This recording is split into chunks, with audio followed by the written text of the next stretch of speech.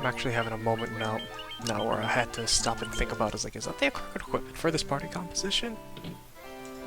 I'm practicing too many things at once right now. You just focus on doing this one thing.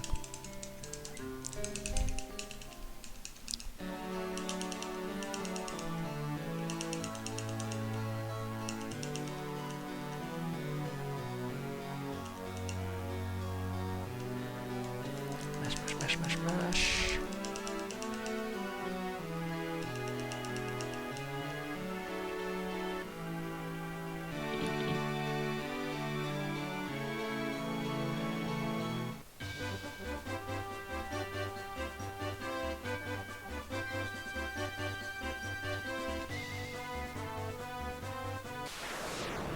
Good encounter? Good encounter.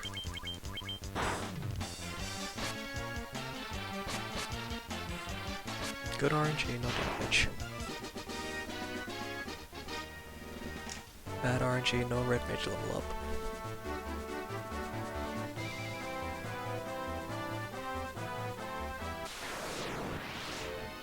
Easy run.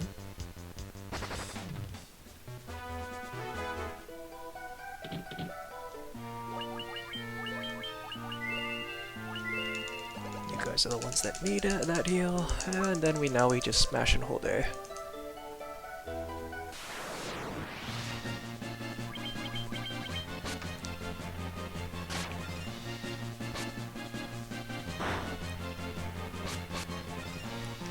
$50 damage to start, not bad.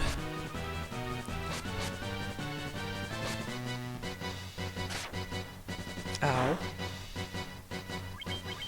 That was another 52, nice. Nice crit.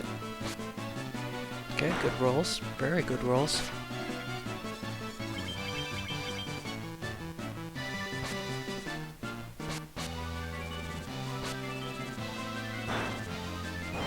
Nice, easy fight.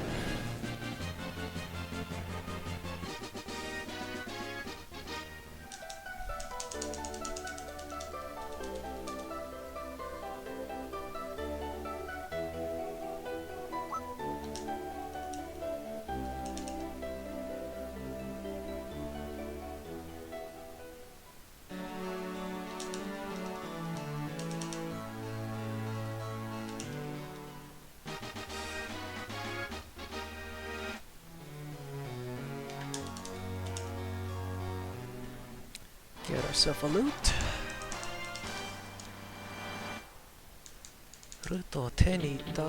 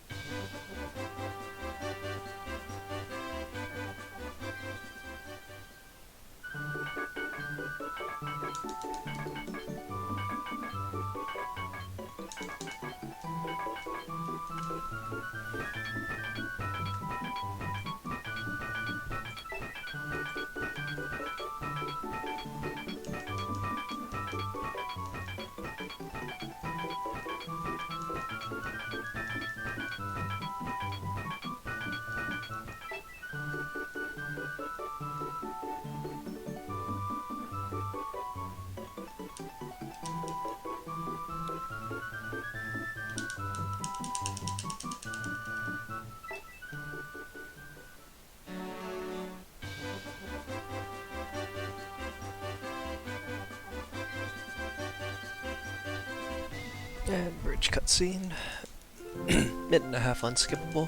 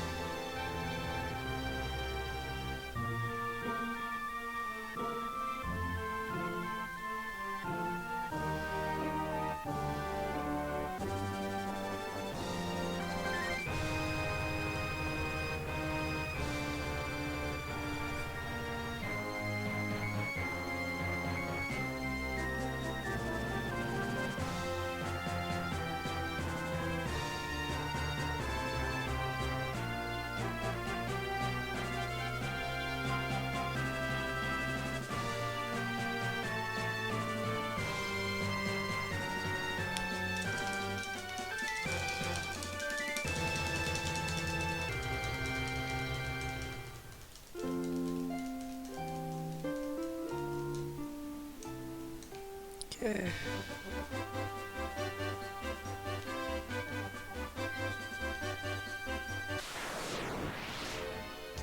Single goblin is fine. I should heal that red mage.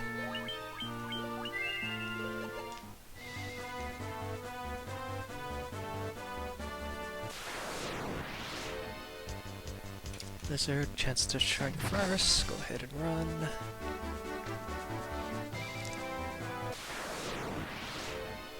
Two Gigaswarms is fine. Easy run. Two-step encounter. Hey, the Gigaswarms followed us.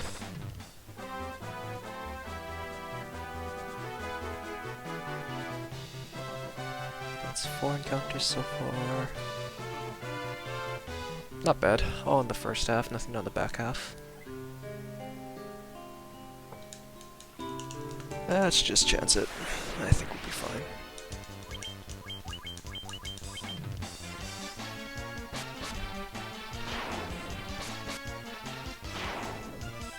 Okay, good turnover so far. Alright. Not bad.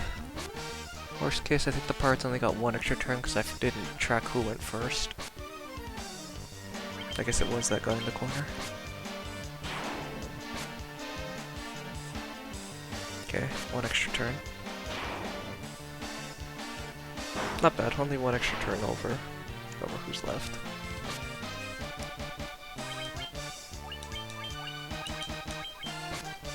Good damage roll.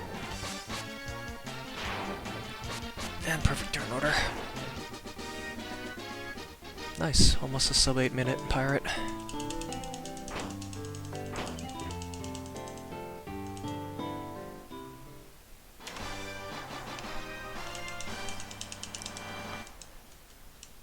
Okay, skip 15 puzzle because I don't know if I can do it or not. Holy cow, this NPC is in like the worst possible spot. Let's just go ahead and reset him.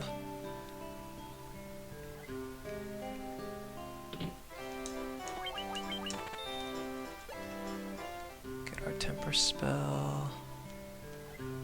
Excuse me. Okay, Mohawk went to the left, thumbstick sticking.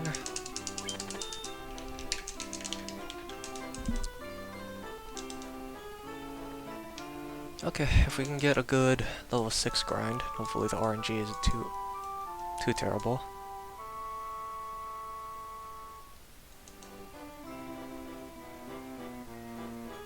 I did a practice run doing 3-person party comp and I had a, what's it called? I got to this split and it took me a grand total of, oh boy. Yeah, it took me like 10 minutes just to get to level 6 because I couldn't run into ogres to save my life. I kept running into everything except ogres.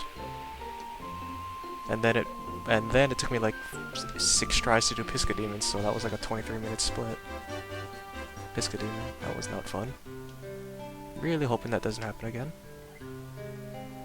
Okay, duck in here, grab our Iron Shield.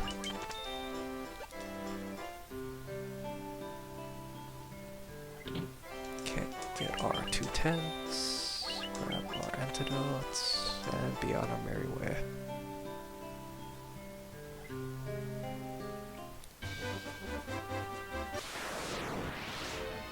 Single Cobra is fine.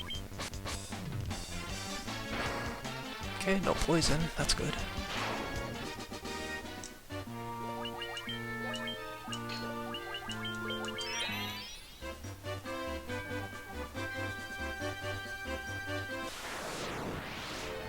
Okay, double ogre is fine. This is actually good.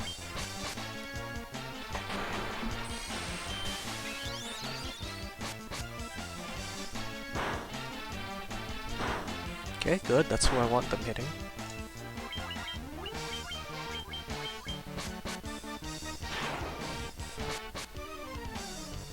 Good damage rolls.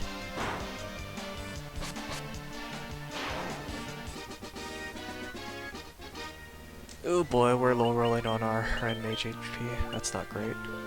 Save the red mage's cures actually.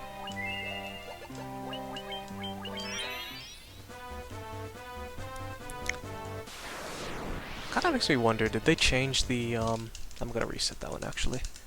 Kinda actually wonder if they changed the red mage's strong level up formula when they localized this internationally, because granted I haven't done nearly as many Japanese runs, but I've severely gotten less strong level up growths, what's it called, with Japanese version than I have in English. But then again, I've also seen less red mages because I only run one in Japanese. Go ahead, save the temper. Might actually still been good to use the temper after all. Okay, that's 3 ogres, so I should be fairly close to level 6, so if I can just find a fast encounter, I can probably just take a bit at the level 6. We can try this. Main thing we just need to worry about is that werewolf. Take him out, the goblins won't kill us. That's fine. Because the goblins will only do the 1 damage and I'll kill them long before the poison has a chance to kill the warrior.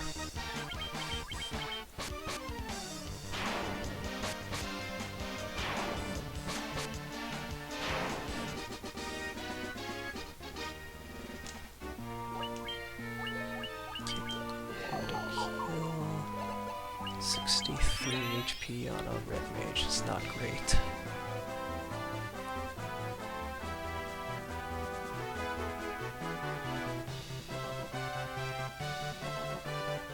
Okay, and tent.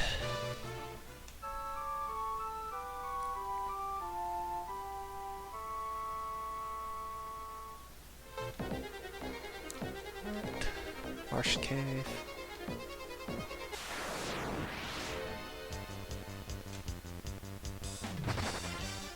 If I can get a first or second try Piscademon, this can actually be a really, really good split.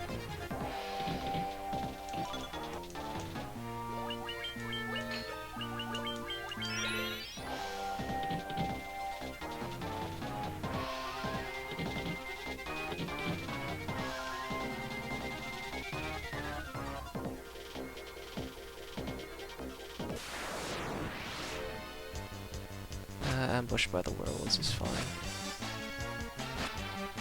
Okay, not double poison, that's good.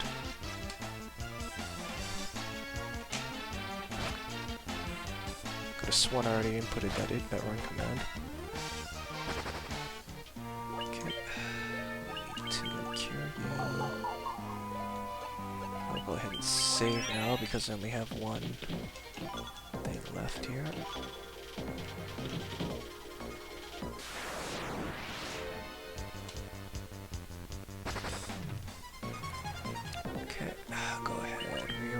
Party. Heal up.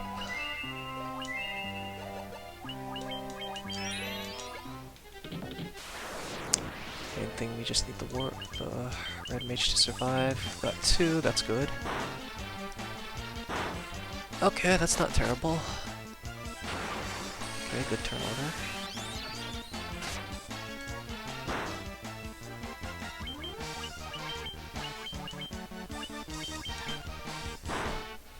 Fine. Can afford 1 death here.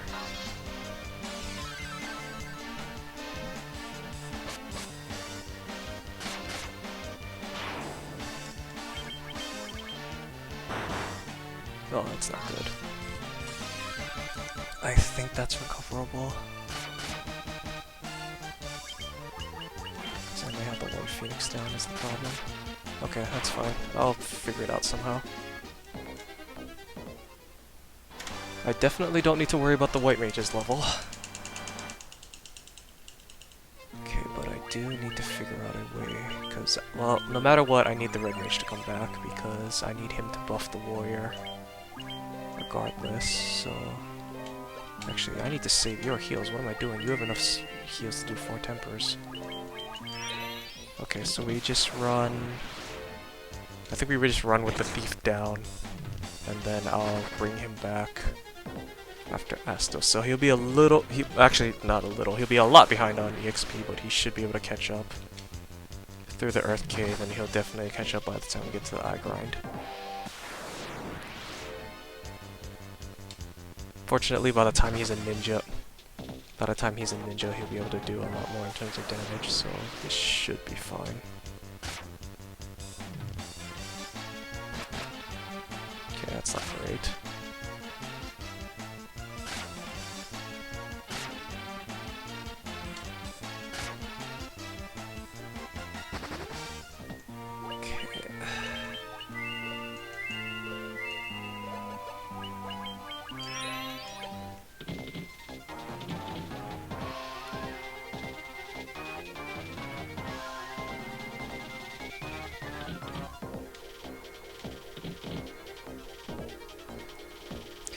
Getting out relatively painlessly.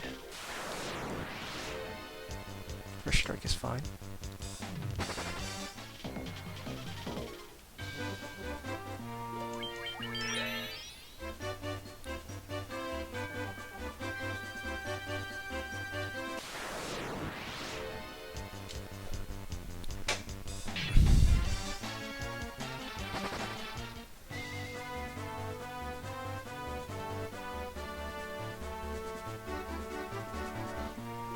Safety save here. Just because I'm down one party member and I don't want a bad ambush to wreck me. Single ogre I'll take. Double ogre would take me a little bit too long with two party members, with one party member down. That way this helps me make up some EXP on the red mage. This is the more important one. I need him to be level 9.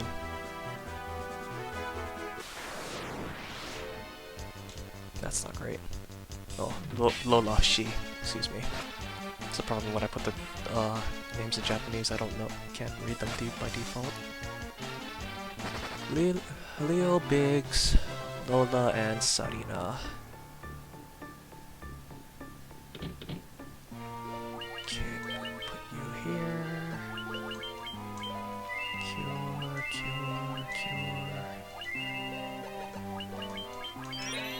Well, fortunate part is I can just have Lola just drop tempers over and over again because she got plenty of strong MP growths even if she didn't get HP growths, so she has enough tempers that she can just do 4 on the warrior over and over again.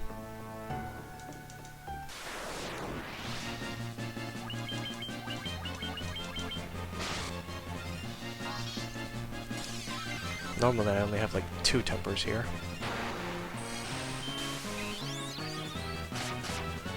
Okay, 100. Death on the white mage is fine. I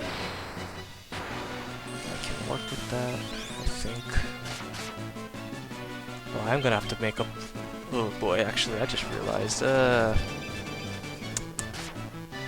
this is gonna be super wonky, actually. Because now I need to make up level 8 on the white mage as well.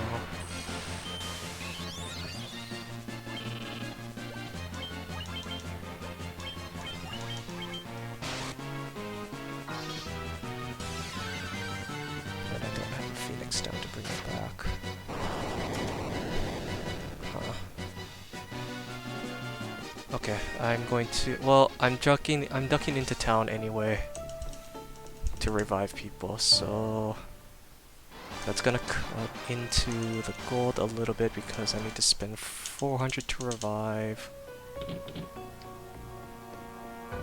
I guess as a consequence I'm just buying this Phoenix Downs. I think I'll save the tent actually for when everybody's back up. I didn't take a whole lot in terms of damage there. I don't have any MP, that's a problem.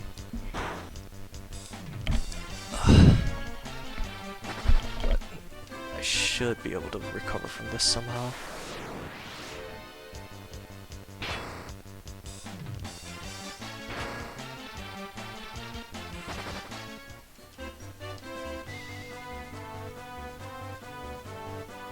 I unfortunately can't take EXP encounters until I get everybody back up, so even though I'm getting some of these good encounters, they're not helping me at the moment.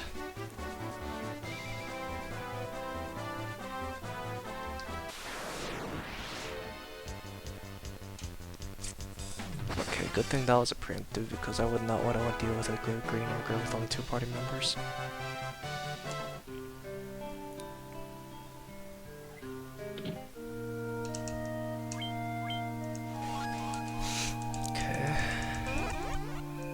little bit of time loss here just because we have to sit through these animations.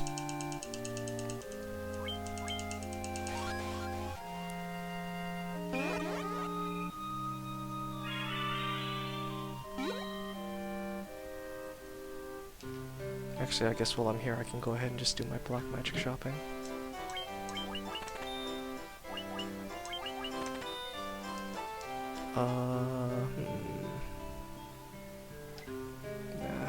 Okay, we'll come back for the Cura.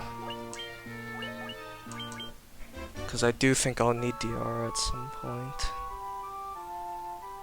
Because all-inning on a single red mage who does not have terribly great MP growths when I need to ensure that she has MP for tempers is not a good strategy, so I definitely should come back. What's it called? Wins.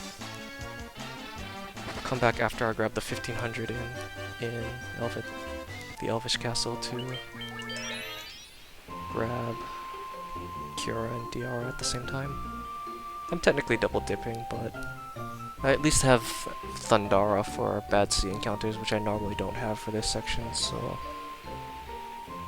I guess it's trade-offs here and there.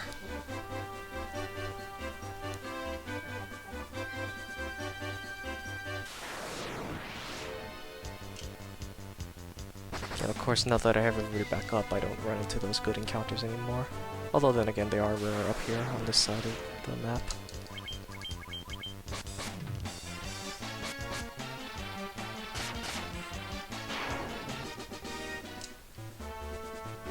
Actually, I don't think it'll matter because she's still level 7. I won't be able to buy her level 3 magics anyway.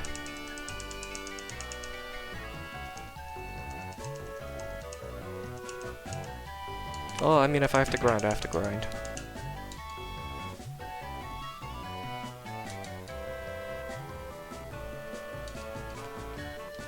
Okay, the rooms are all on screen. That's good.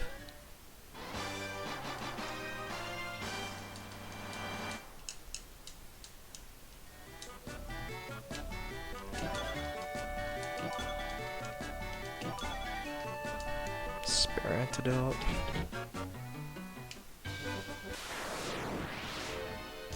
You are good for EXP.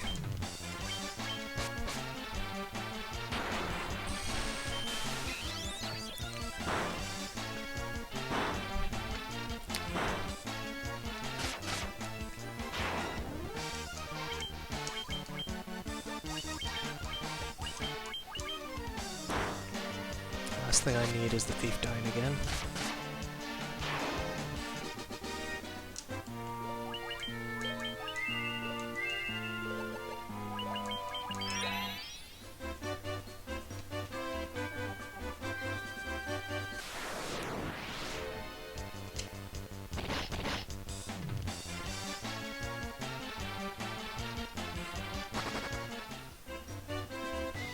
Depending on how long it takes me to get level 8 on the white mage will determine how much time I lose here.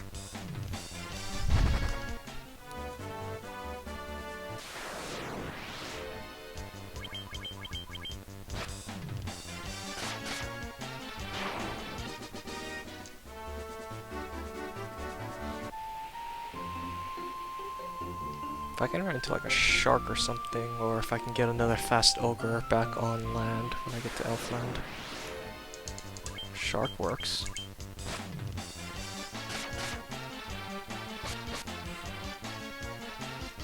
Yes. Hit. Okay, that should be level 6 unless that was... or level 8 unless that was level 7 on the thief. This is gonna take too long. Even though it's good EXP, this is gonna take too long. Okay, yeah, we're fine. Okay, minor time loss here, that's alright, we're still ahead.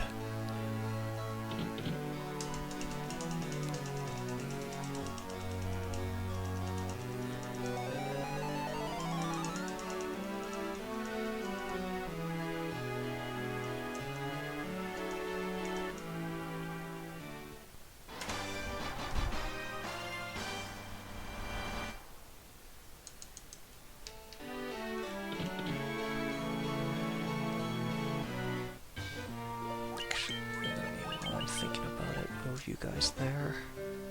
That's not what I was supposed to do. I was supposed to go back in first.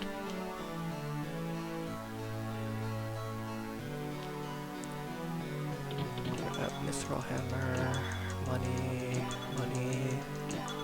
bronze gloves for gold. Okay. So with the 1500 I picked up, I should have enough that I can just bag this out, right? Okay. Yep, that's fine. 1200 left over is still actually within the realm of what I'm accustomed to for money. So somehow or another we actually managed to make our guild routing work.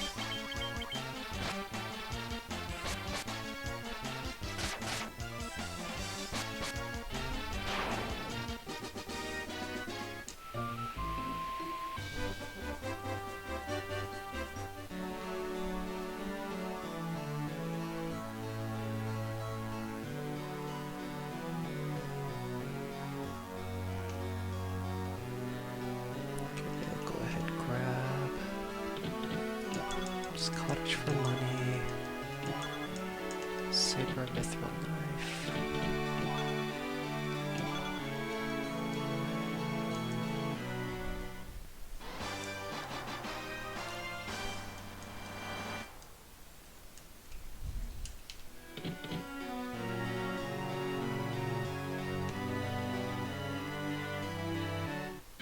Okay, grab our items here. Okay, cottage, sell that staff. Knife, potion, hang-ons to clothes. Antidote, mithril hammer, rapier, bronze gloves, saber, mithril knife. Okay. Potions, stack of antidotes. 6 phoenix downs is fine.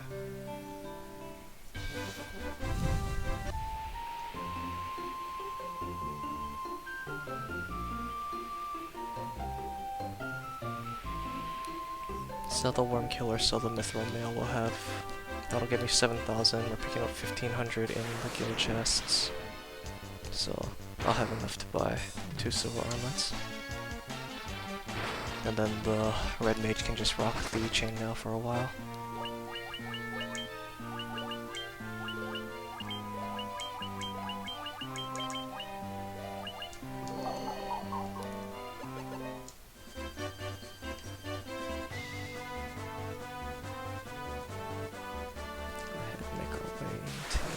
Cave. Gonna lose a little bit of time on this split as well because of all these encounters. Okay, excuse me, push you this way so you don't block me when you come back. It's the last thing I need is to lose another minute to you.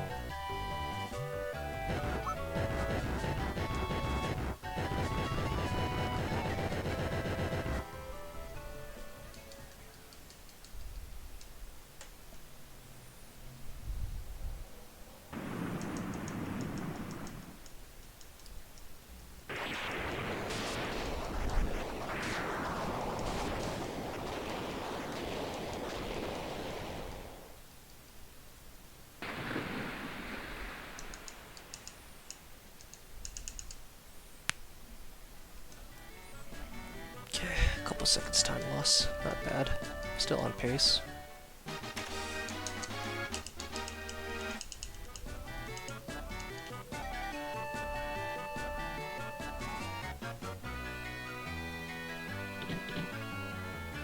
go ahead. Cottage, money, mithril mail, potion, ether, worm killer, tent, and great helm.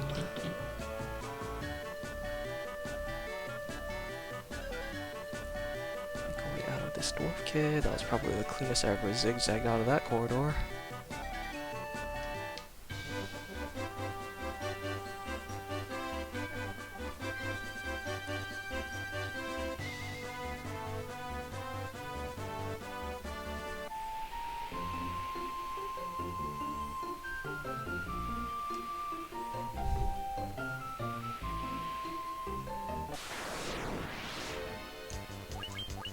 Okay, so Hawkins are fine.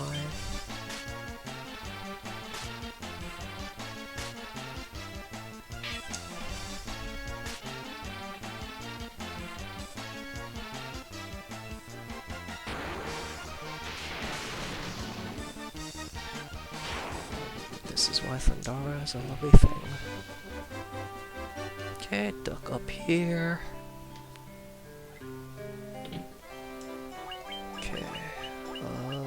Mithril mail.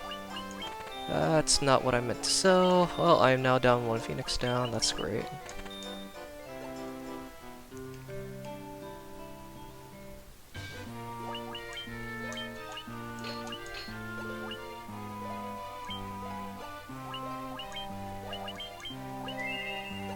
Let's give her a little bit more HP to survive.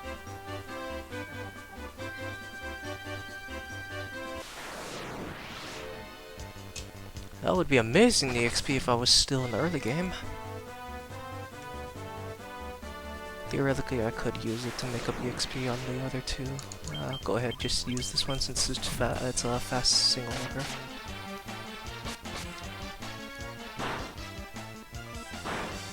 Oh boy, I do no damage.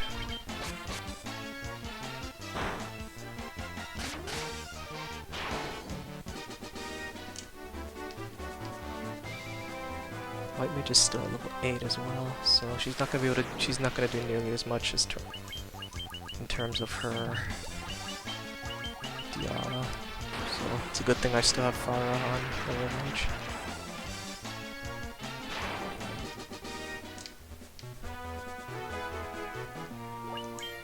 Okay, let's go ahead, reorganize some things here. You need to put on the iron armor.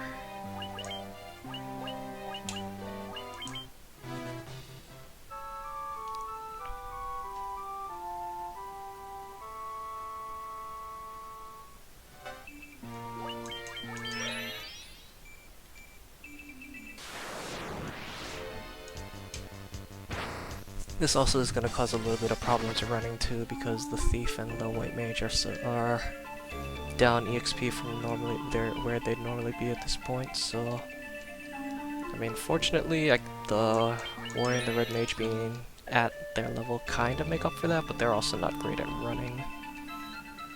So it kind of doesn't work out here. Okay. Coral Sword, pass down the Broadsword, save. Good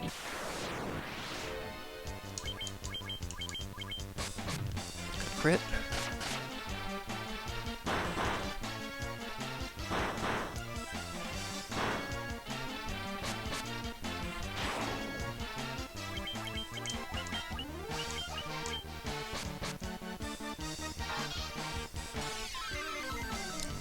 Hopefully that Minotaur just punches the warrior, or we kill him before it goes.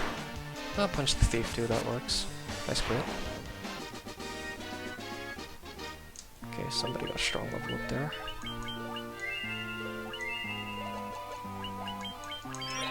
Probably looks like the thief from what I'm seeing. More Minotaurs, I'm okay with this. I'll lose the time to this.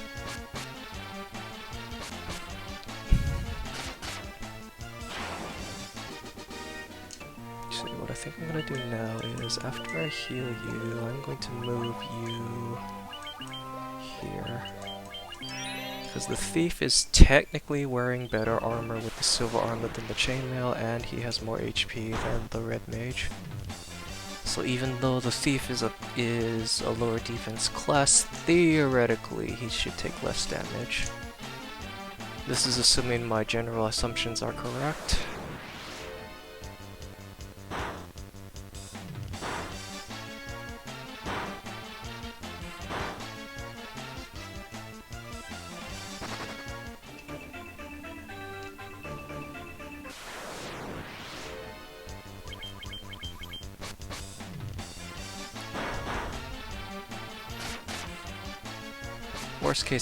Worst case scenario at least puts the red mage lower down in the party, which is important because we want to keep them alive. Level 11 already is good as well. Means we're on pace to hit level 12.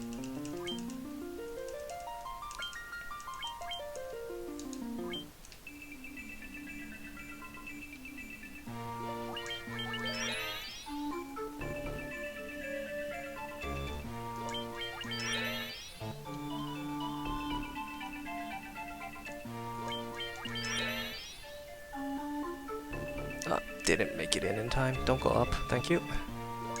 I was hoping to beat the bat there before the animation took place, because the NPCs are weird in that if they're walking between two tiles, their hitbox actually takes up both tiles, so you can't pass them on either side. You actually have to take the full extra step around them. It's kind of dumb.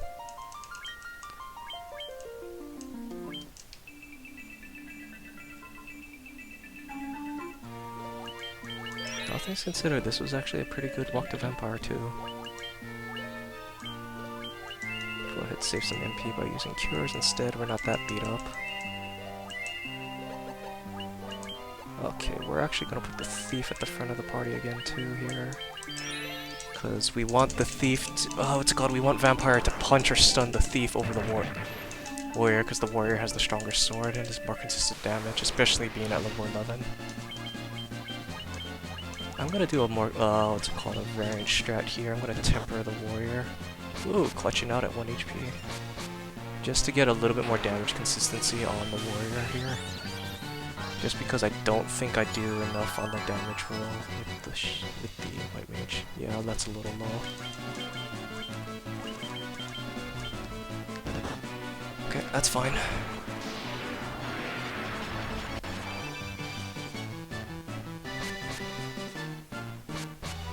Nice crit.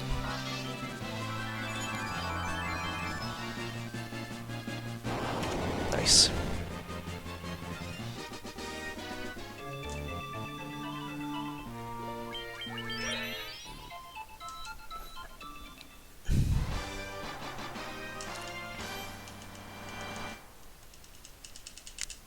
Very good paced Earth Cave.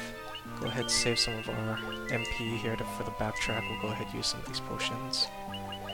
So let's put the warrior back at the front of the party.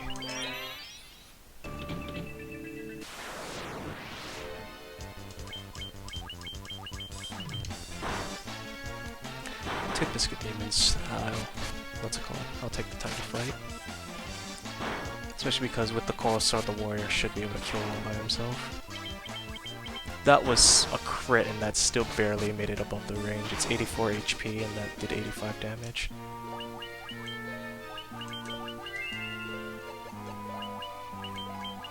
Okay, the white mage is level 10, that's good. She's at 138, though that's a little low. Not even 138, she's at 127. That's even worse than I thought. I unfortunately don't have the time to make up the extra levels that I need. I'm gonna... retrospective, I should have taken that for experience.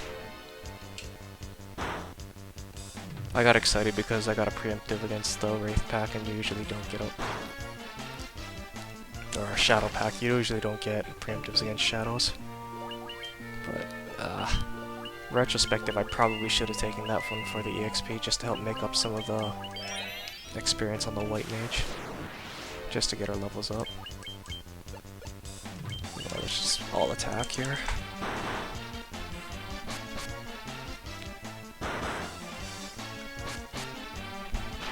Ooh, the thief is getting beat up. That was a good crit.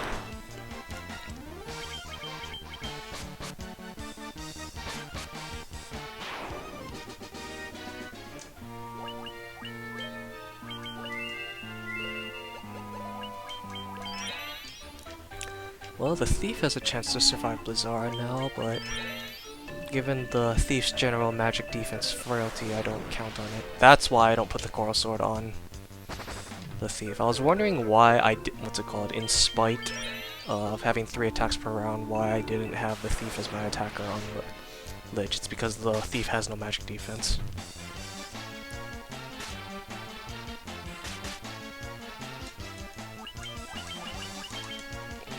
Go ahead, do it this way. This isn't great for EXP, but I mean, if we get the D off, we got the D off. We get the D off, or the Diara. I'm actually surprised that killed, because by all accounts, that's a low roll in terms of damage there. Those things must have less HP than I thought they did. No, actually, no. The gas dying is surprising here. The whites, I think, do actually have less HP than their counterparts. Okay, 105 HP on a red mage at level 12 is not great, but I do not have the time to get to level 16 on a red mage.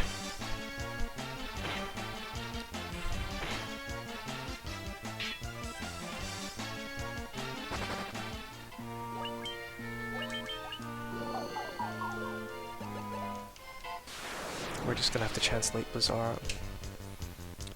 That's gonna take too long to fight. This, on the other hand, the trolls gave up. The Minotaur decided to follow us.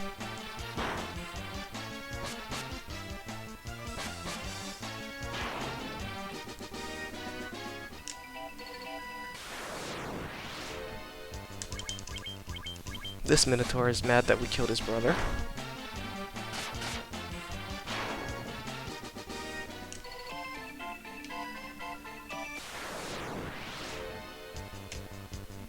Oh, that Minotaur went and grabbed the 2 trolls to back him up for killing his brother, so we're just gonna go run from him.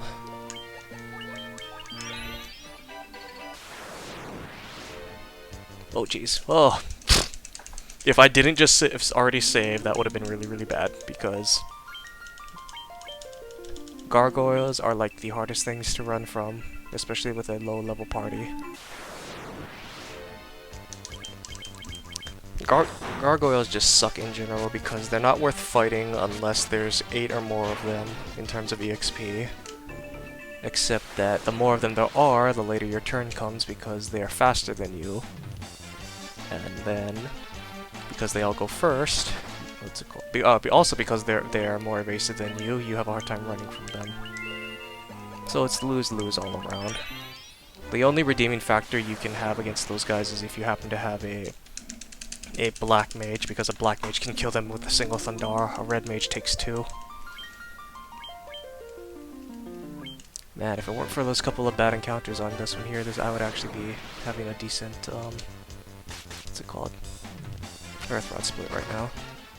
Although then again, I did take extra encounters for EXP, so that's my fault still. But those multiple strings of encounters back to back also don't help. That's fine, we're still ahead of pace here. We need all the time we can get. I imagine this lich fight is gonna take a bit. So we're gonna need all the extra time I can give myself. As soon as I can figure out how to get away from these hyena dons and this ogre. There we go.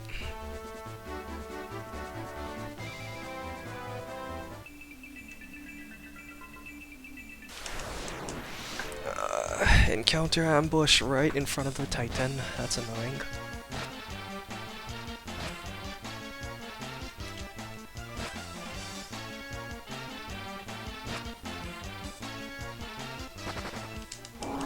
Fortunately, it's only 4 of them, so a little bit easier to run from than usual.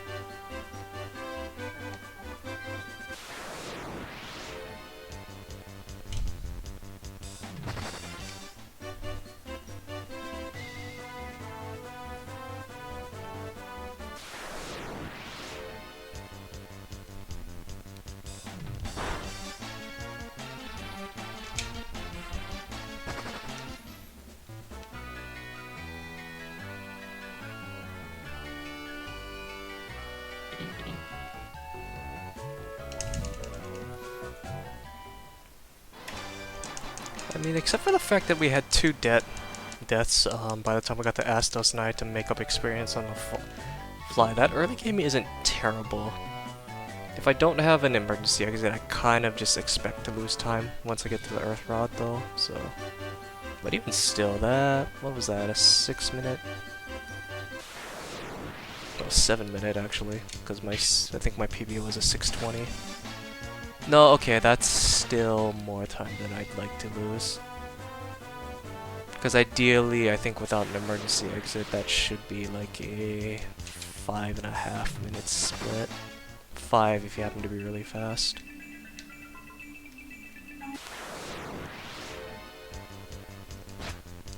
These monsters need to chill with their ambushes though.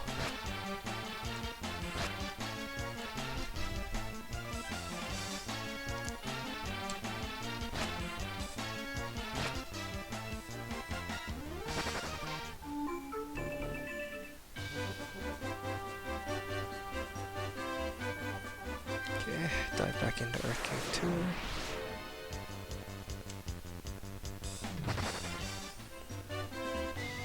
Able to maintain MP on our red mage though, that's actually pretty good.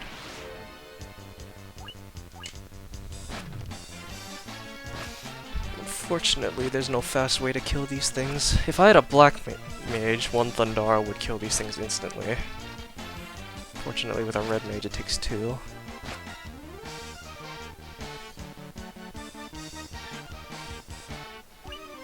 Okay, we're doing it this way then.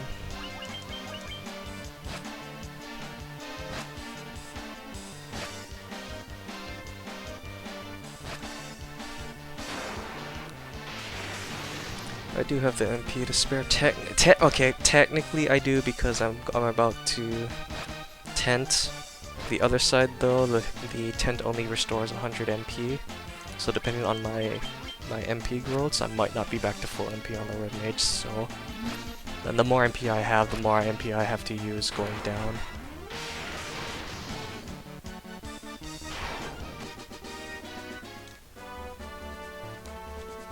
Not to mention that that entire wolf pack just wasted a buttload of time.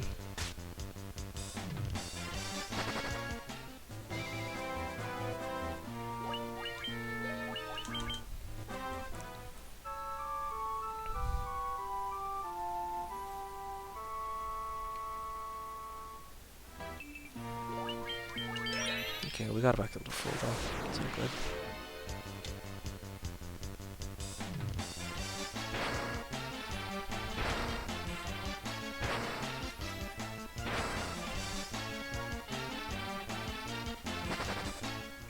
Okay, white mage clutching it out on the run. The anacondas followed us and they brought a friend.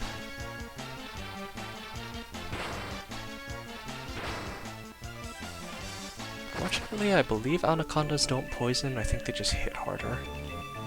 I think they're the, what's it called, snake version of the tarantulas. Tarantulas don't poison, they just hit really hard compared to spiders.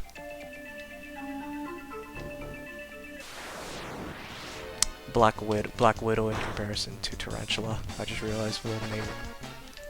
I'm getting my names mixed up there. Yeah, because these are tarantulas. Believe they're called spiders in NES. Ambushed by werewolves, that's not fun. Poison.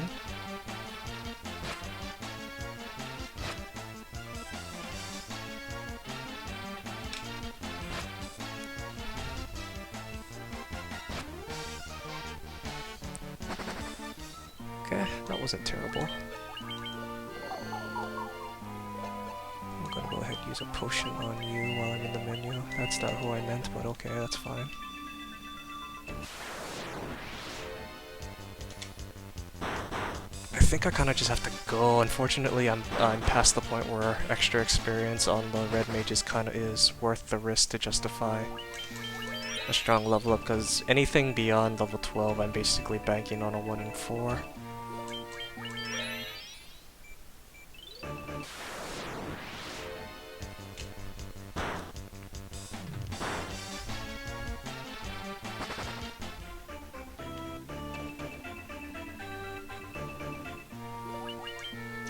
That wasn't bad.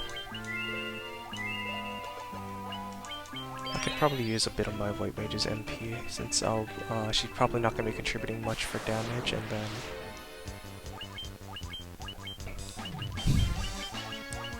I can save the potions for like the thief or someone to throw if they need to.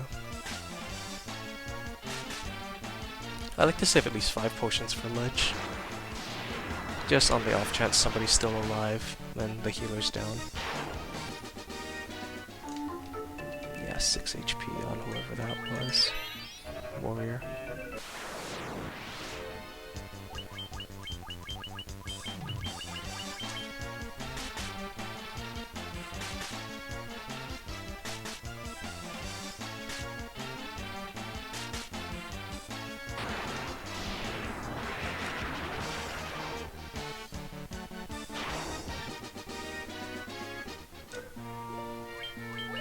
Yeah, 3 HP wasn't worth going for.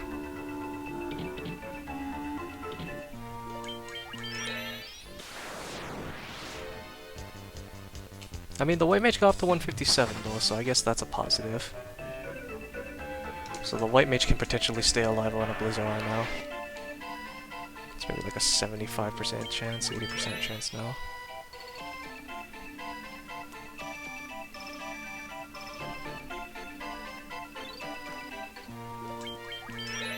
Got halfway through the 4th without an encounter, thank you, Bat.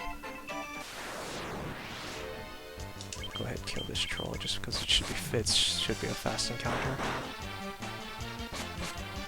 Well, not with that damage roll, never mind.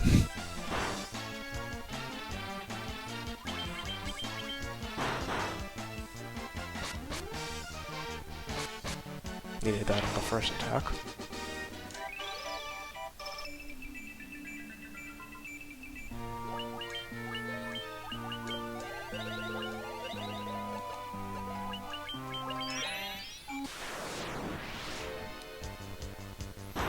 Yeah, much by a single troll is runnable, that's fine.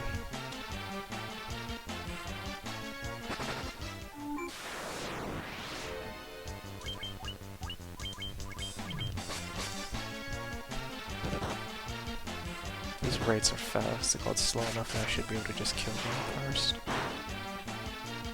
Especially with the Coral Sword being saved up for last. Okay, I think that was the Thief's strong level up for level 12. Yep, okay, 169, so the Thief can potentially survive, depending on the damage rolls. Okay, 8 minutes to Lich isn't terrible, so now it's just a matter of, you know, how many attempts is this Lich fight gonna take.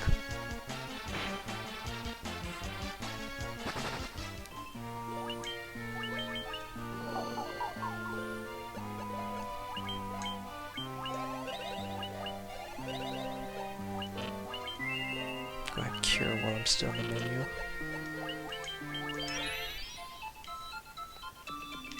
I have to resave anyway, but still, since I was there already. Okay, I need to rearrange the party a bit here, so you come here, you go there.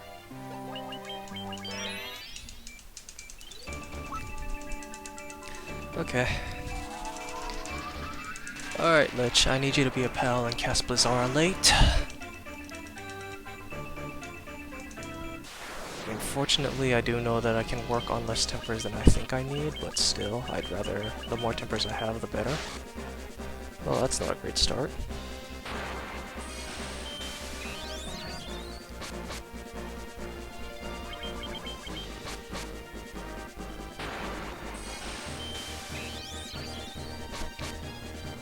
Okay, there's the Blizzara.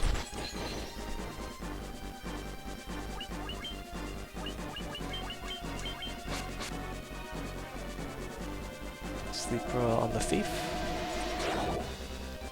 Okay. Okay.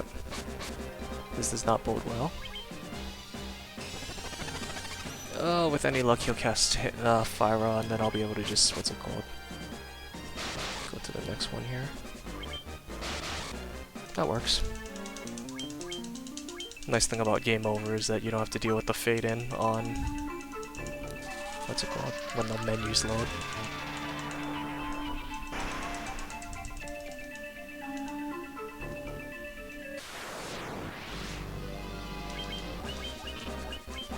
The white mage getting stunned there was really the most unfortunate part of all that. I mean, nice crit, but bad that the temper didn't go off. Okay, this turn order isn't turning out great. There's the Bazaar. I'm just gonna reset.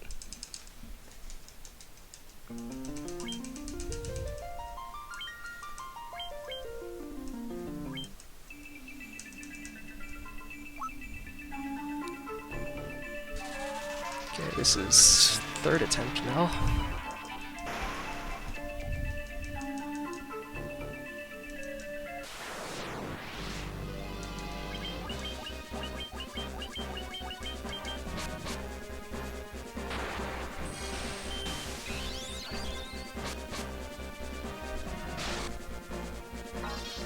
Okay, not even gonna bother healing that because a Bazaar kills.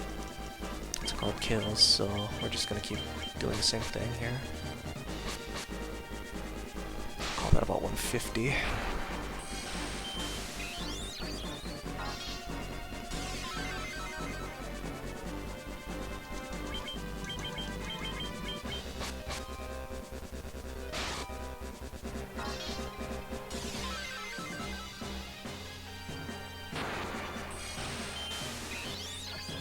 Okay, 3 tempers, we're starting to get to the damage ranges where we can reliably do like 200 damage. Okay. All physical lich is fine too, I'm totally fine with this. I just need the warrior to come back up as soon as possible. That's 5 tempers.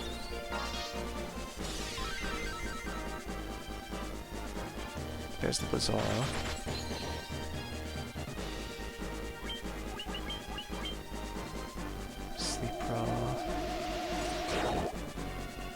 Okay.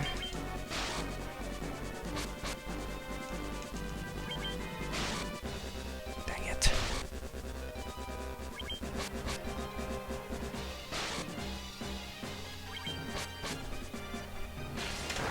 Somehow clutched it out, and we still save time.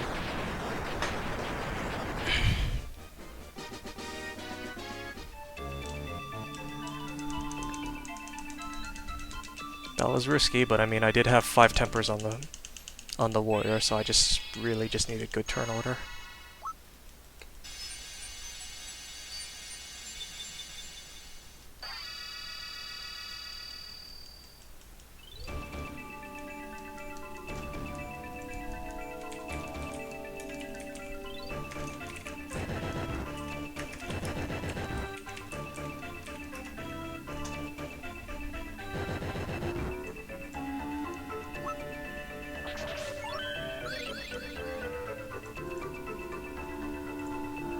Okay, he does have 1200 hit points. I was looking up Lich's HP during the cutscene. I thought for some reason he might have had less HP than that.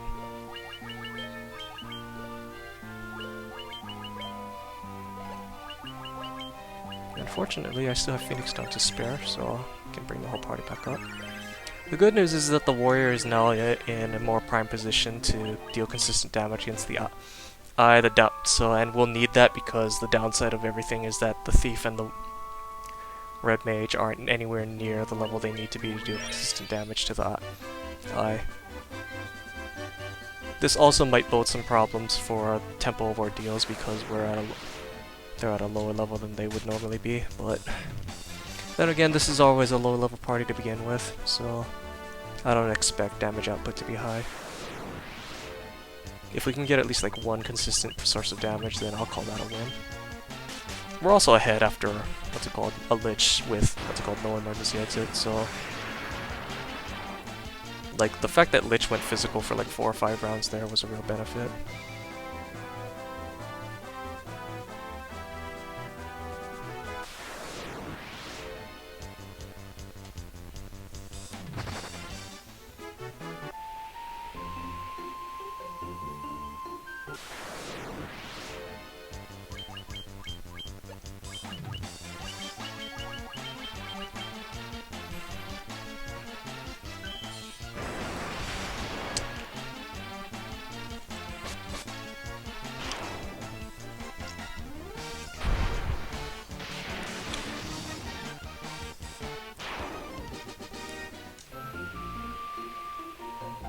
Okay, if I can get less encounters on the way to Crescent Lake, I can still kind of maintain pace here.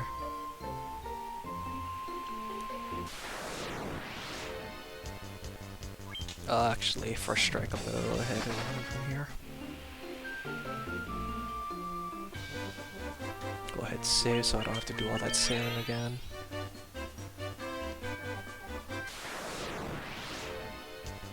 Single troll, go ahead and run.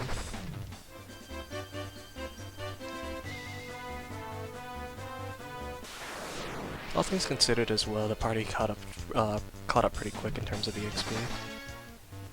It's the nice part is that the level curves kind of smooth themselves out if you, let's go, drag them out long enough. This might hurt a bit though. Okay, nice, we got away quickly.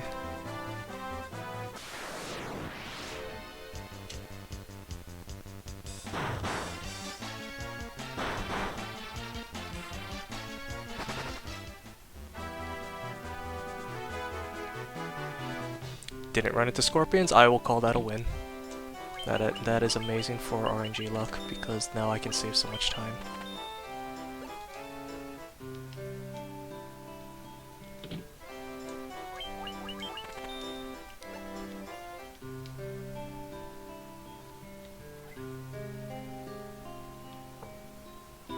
Well, let me rephrase that. It's not that I'm saving time, it's that I don't lose more time by, what's it called? Trying to run from scorpions as I proceed to do a lap around the old man, getting the, what's it called? Who gives me the canoe?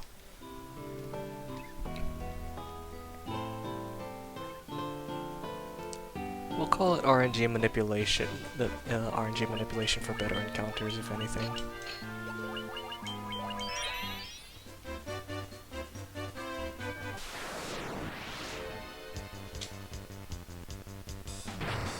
As I proceed to run into scorpions after I leave Crescent Lake.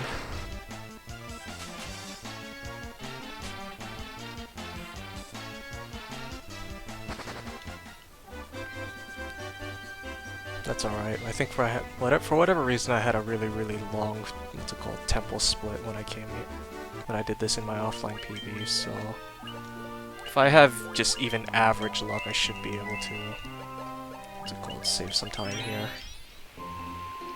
Because I don't know how the hell I saved almost 3.5 minutes the last time I did this on stream.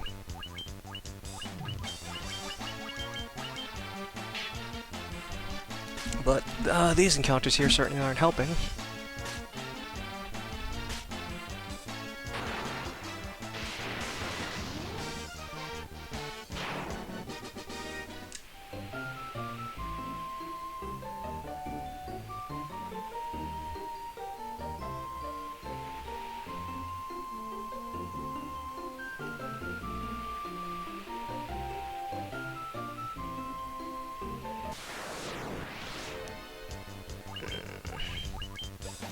You know what? I should have you guys attack. Because the Thundar from the Red Mage is not going to kill all these things.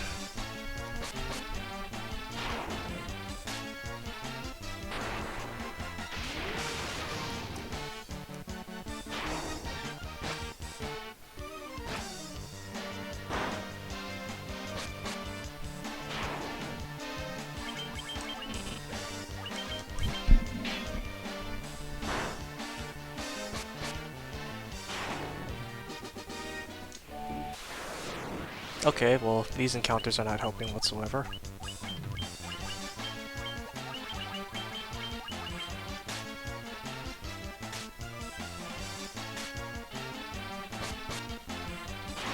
Okay, at least we went where the stunner did, so...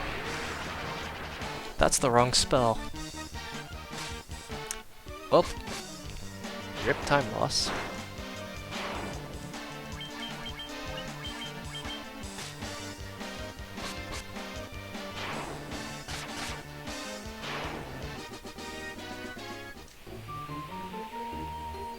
I really hope my lineup is correct, because with all those encounters I lost track of where I was. Thank goodness.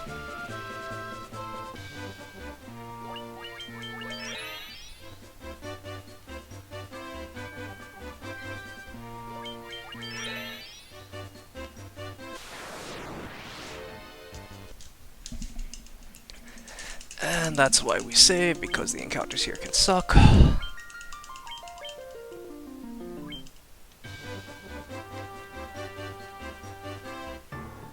Oh, what am I doing?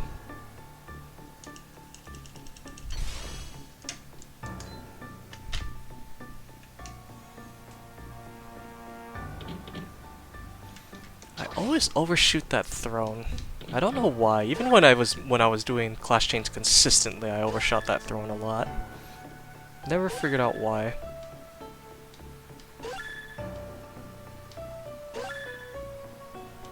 Oopsie.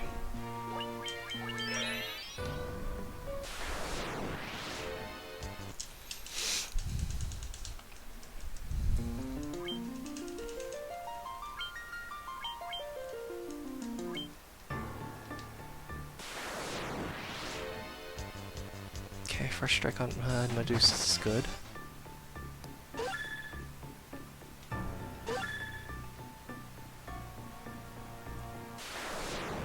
Right where I wanted to save. This is unrunnable, but that's fine. Let's go to EXP.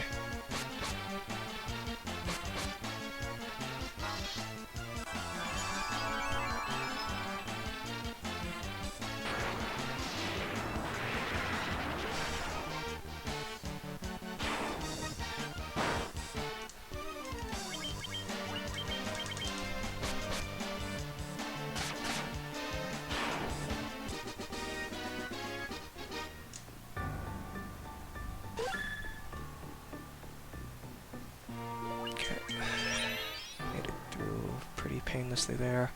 We're not gonna have a miracle split here unless we have a really good oh wow, first strike. Okay, that works. I will take that. This is not gonna be the 7-minute tempo of ordeals, but I can certainly make this potentially like an 8-minute if anything. Depends on how quickly I can grab these chests without running into extra encounters.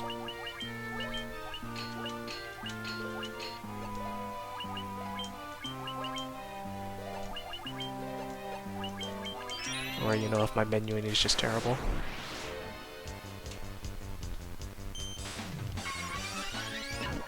Yep.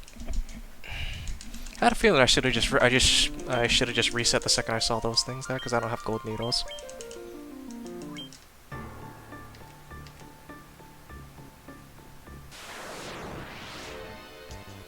Oh, that's actually bad. Actually, never mind. I'm not going to try to chance 5 Mind Flayers.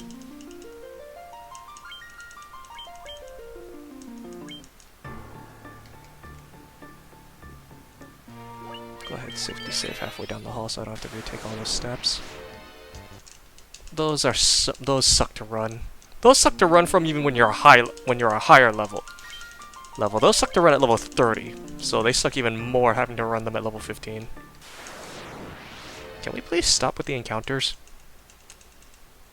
I just wanna open the chest, get my rat tail, and get out of here. Is that too much to ask?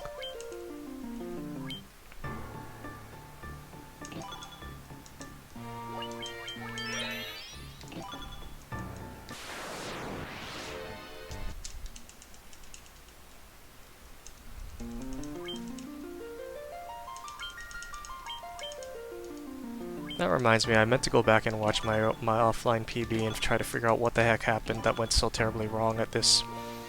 That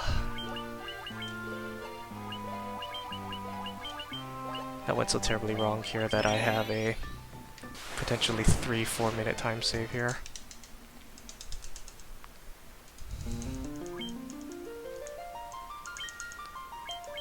It must have had something to do with like the number of encounters I had between Crescent Lake and getting in here. That's the only thing I can think of that would make it so that I would have such a terrible time trying to get out of here. Because within the temple itself is actually not that terrible.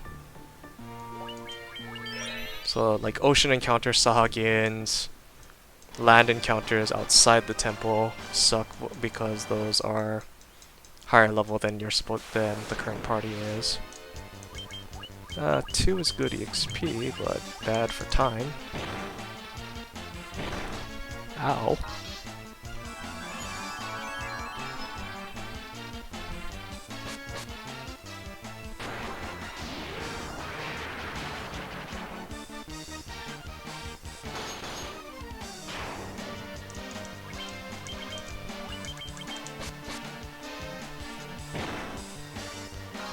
That's actually okay because I do want to kill the thief off first so that we can do the EXP splitting 3 ways for Ice Cave. So it's actually okay that he's a little bit lower right now than compared to the rest of the party. Where are my ethers? I need to put those somewhere where I can find them.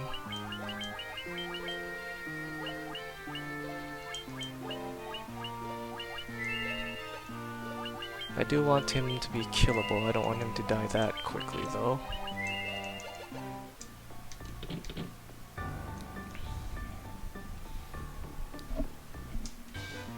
My tent routing is weird because I don't have ordeals routed in my normal tent route. I blame extra steps for that. Because my thumbstick ate my right input as a down input.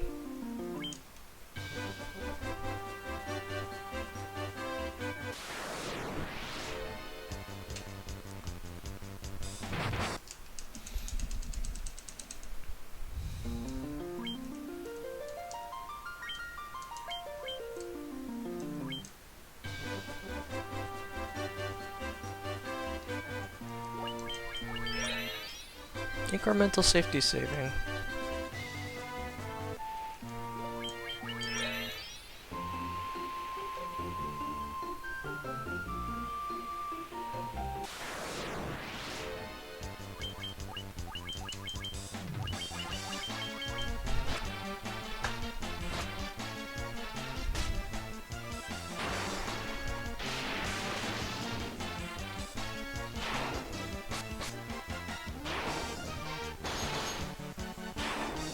Okay, that's fine.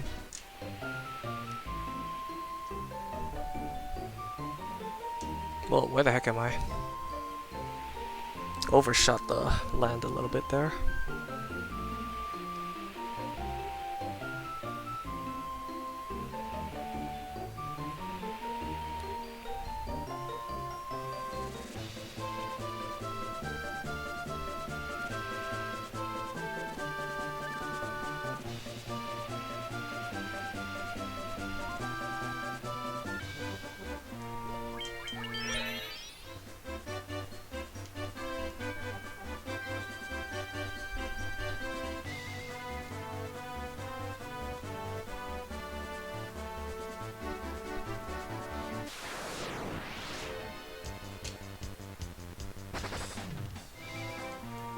Save since I went through all the ocean and I haven't saved in a while.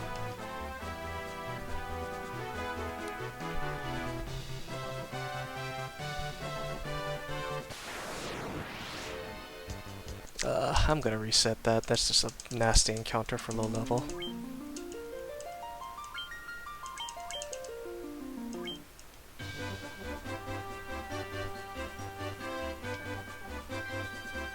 Traveling on the canoe isn't terribly slow. I think it's like marginally faster than walking.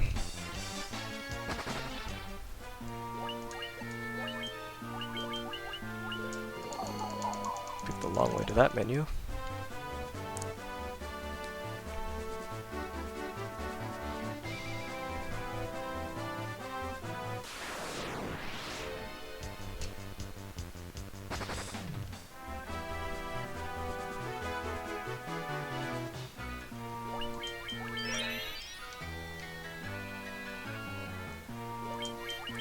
Safety save just because the ice cave sucks.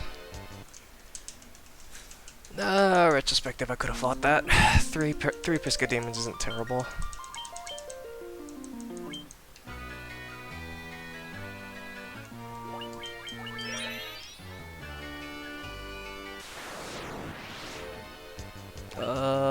This I'll chance running. Yeah, because with only 2 cockatrices, it was pretty good odds to run because the mummies really bring down the average average evasion of the monster group. So, and evasion is what's used to compare against your agility, intelligence, and luck. So in a weird formula. So, what's it called? Small packs of cockatrices outnumbered by large groups of mummies is pretty good odds to run.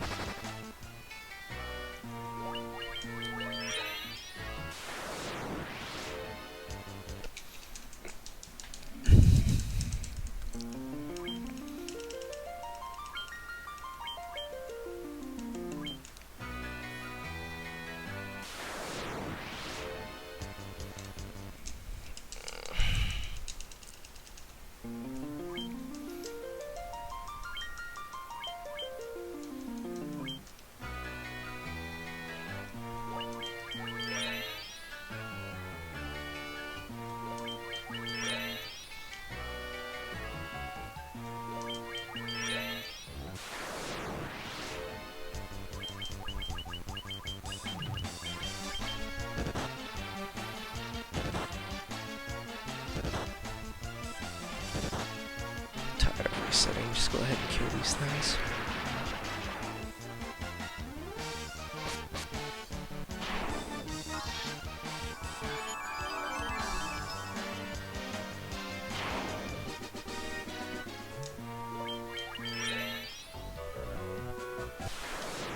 One away from the stair. Ambushed by mind flayers.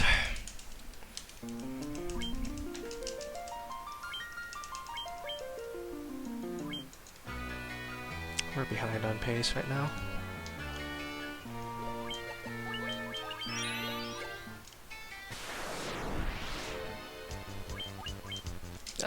You know what? We're just gonna reset. It's about 50-50 for that one, I think, whether or not it's faster to reset or fight it. But since I saved recently, I might as well reset. Right where I wanted to save. Dead. Okay, we didn't get stunned. If we can run, that's good. You're not who I want to be KO'd.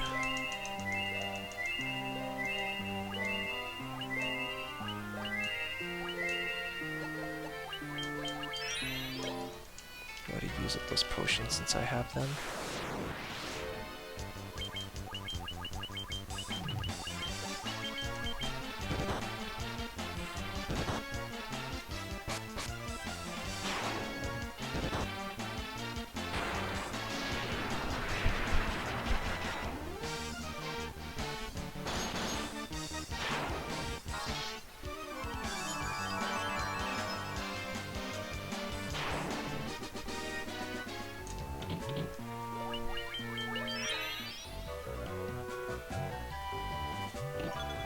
Got the flame sword for later. Okay. Let's play around with some equipment here. Bring you to the front of the party because we want to knock you out now.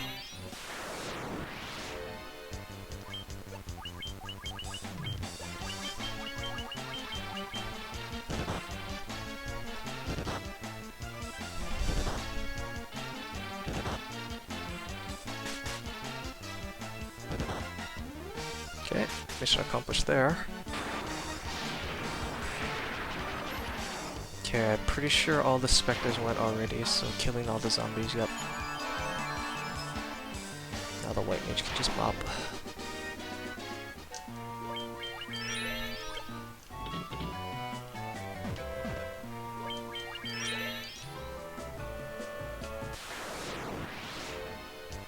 That's unrunnable.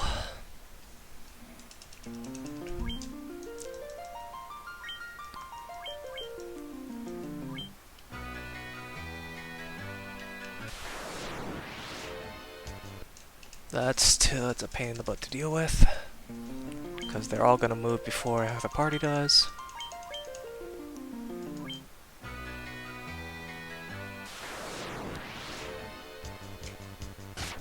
It's like the least threatening thing I can run into in here.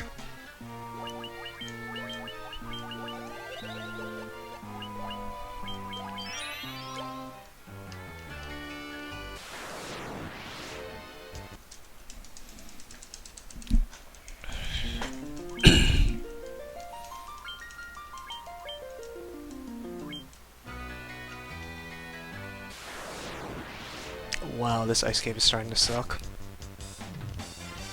More than usual. Ice cave is always terrible.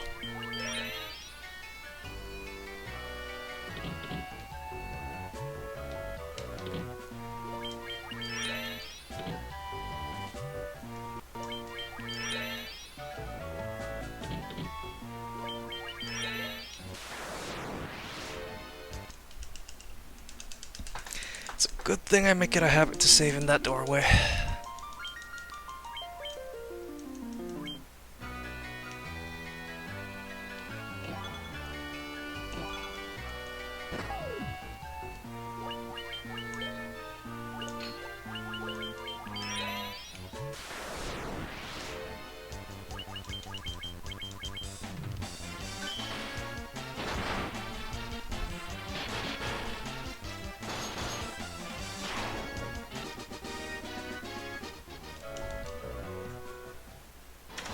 Okay.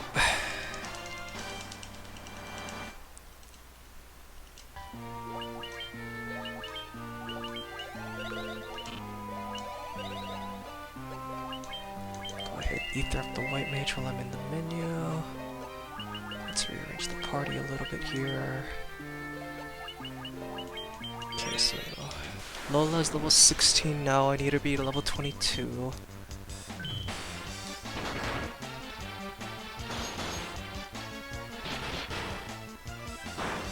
Go figure the one time I didn't cast up the gauntlets on the white mage.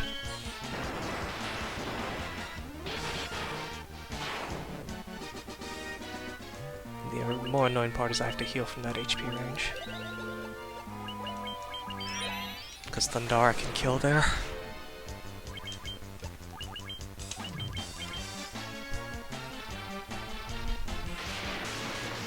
Takes a little bit longer because of the animation, but it's more consistent on damage.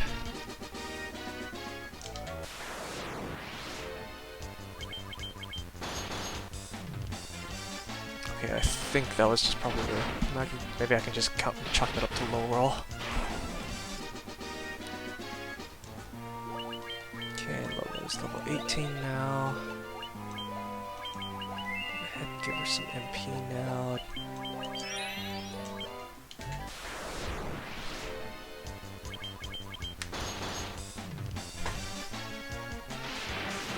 Good thing I healed.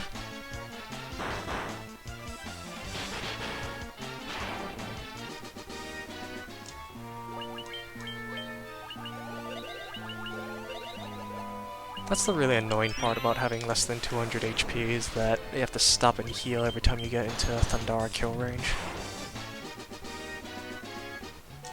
Okay, level's 19.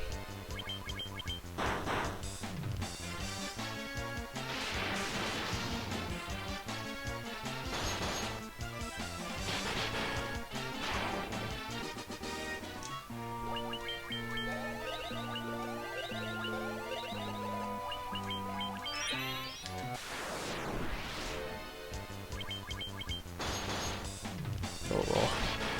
High roll.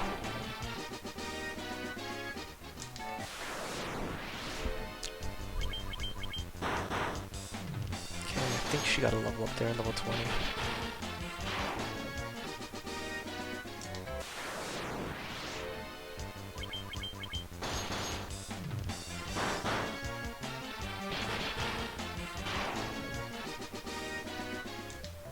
Okay, 21.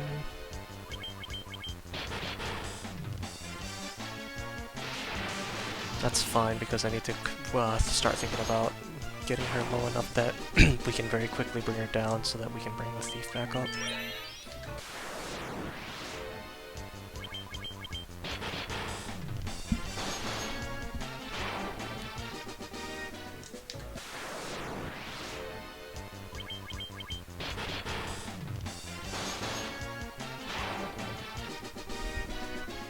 Okay, 22. Go ahead, bring you here.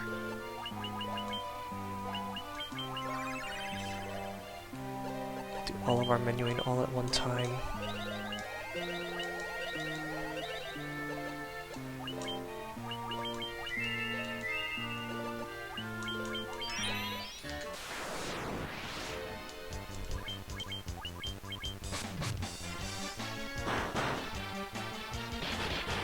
Wow.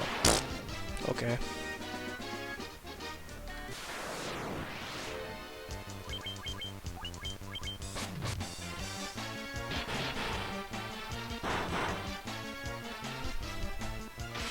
Okay, that was perfect.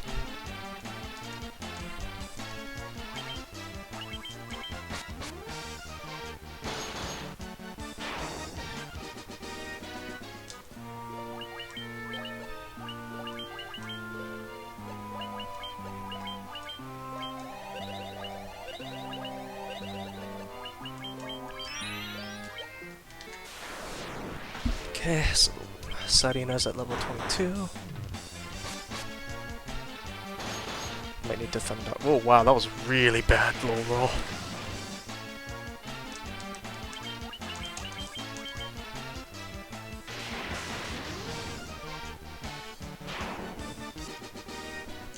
At least gauntlets are consistent, so I'll probably do that up until I can get more levels onto bigs.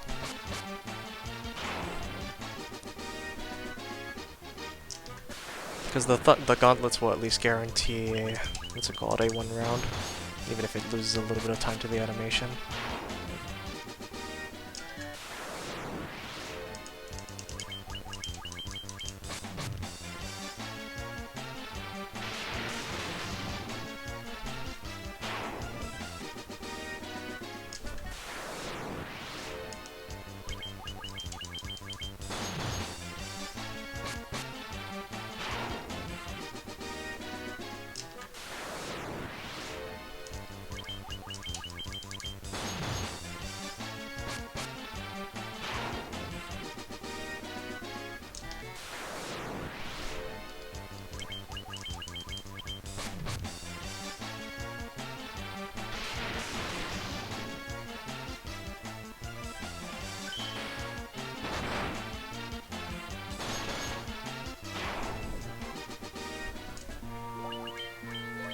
Okay, 25 should theoretically be enough. Yeah, 25 and 19.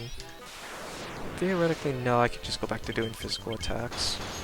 Because I think even on a low roll from both, I think that's enough to kill.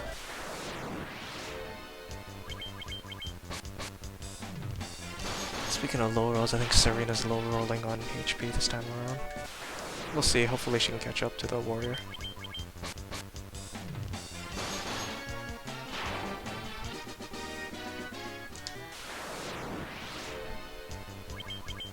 Other than that, the warrior's just getting a lot more strong level ups than he usually does, even with his guaranteed ones.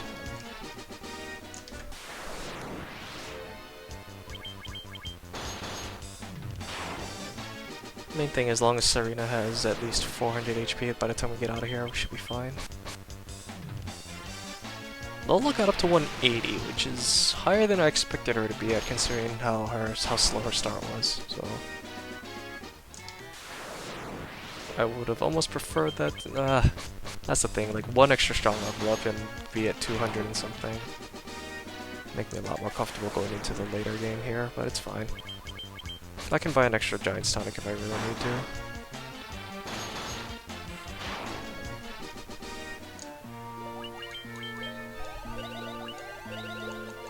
Okay, Lola's 20, Serena's 26.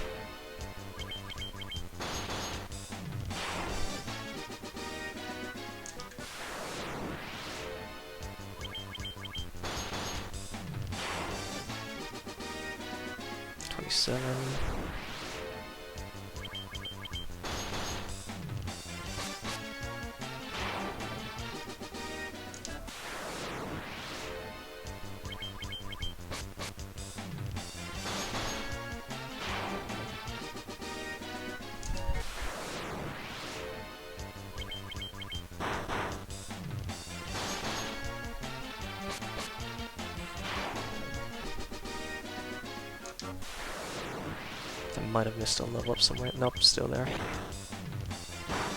So that means she should get her level up now.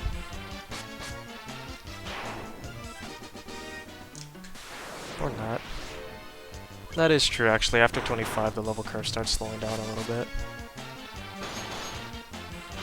To kind of compensate for the fact that enemies are starting to give you a lot more EXP in the later game. Okay, got to 400, that's good.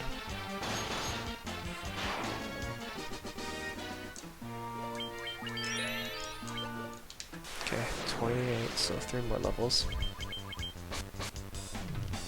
Good hit.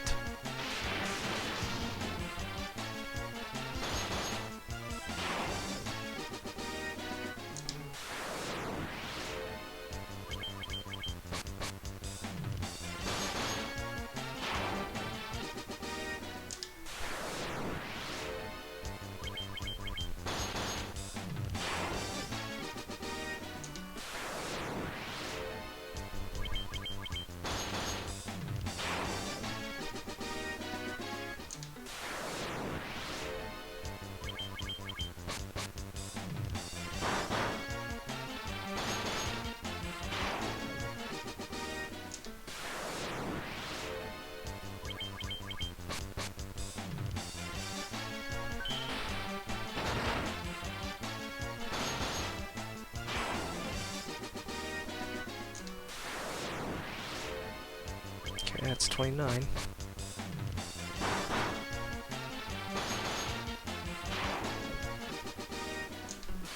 Or it can potentially break 600 even before class change. That's pretty impressive.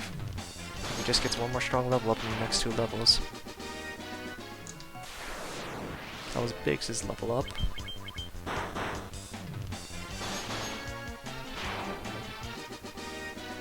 Okay, Serena's at 30 now, 1 more level.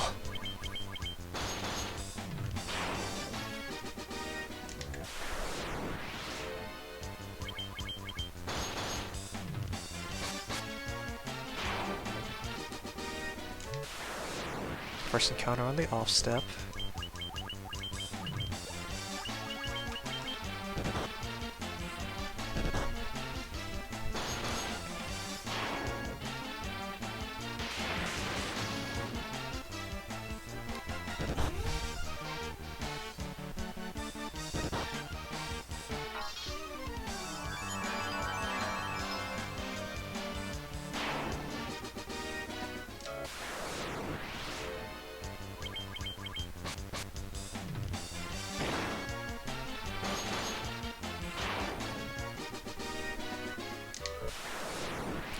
Biggs got his level up, that means Serena should have hers pretty soon.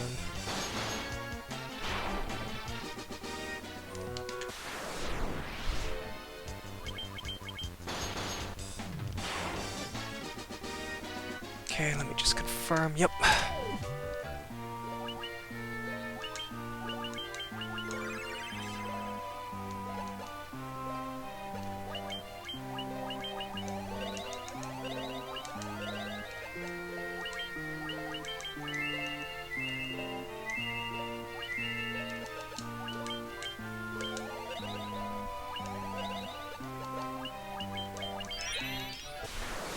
$210 gil should be plenty for me to do all the shopping I need.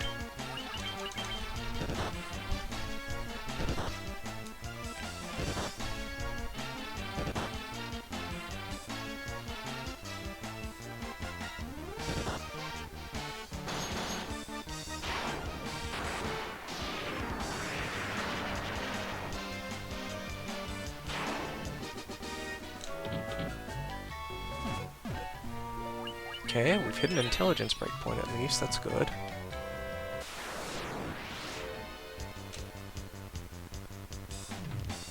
I shouldn't need to pick up the extra 50k in here. Oh, white dragons, nope. That's a nope.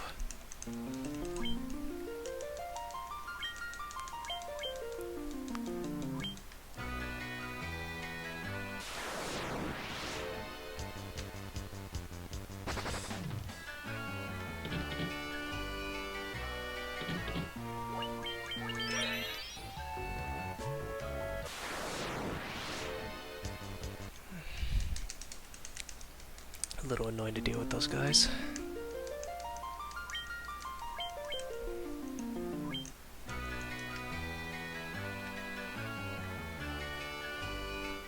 Okay, made it out. As long as we don't have a really bad set of sea encounters like we did coming in, we should be able to make up some good time here.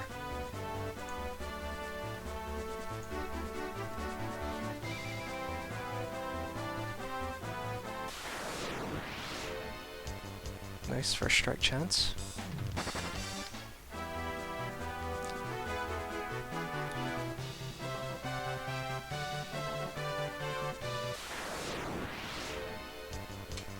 Hydras by themselves are fine.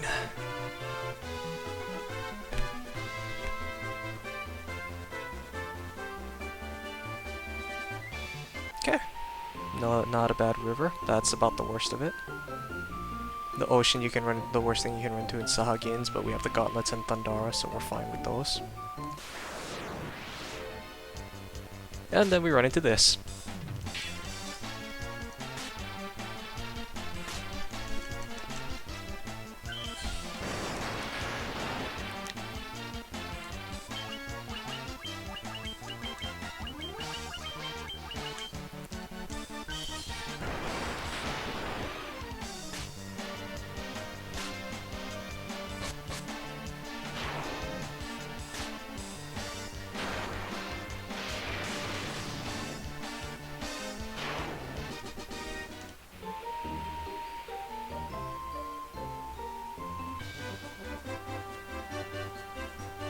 Alright, and extra encounter.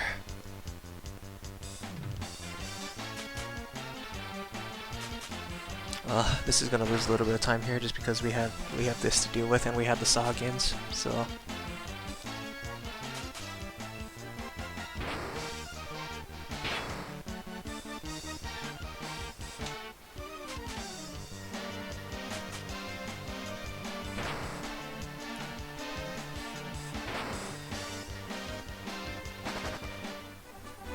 Okay, there we go.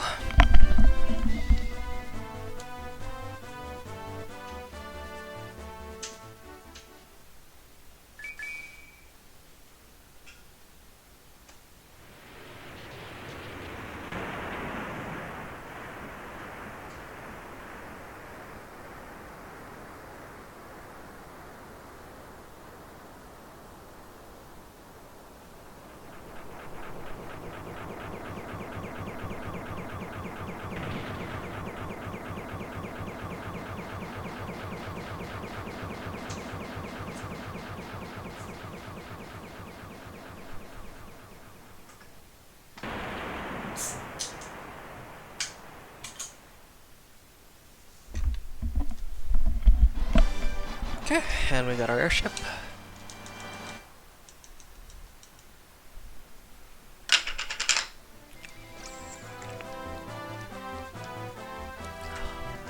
One tile too early.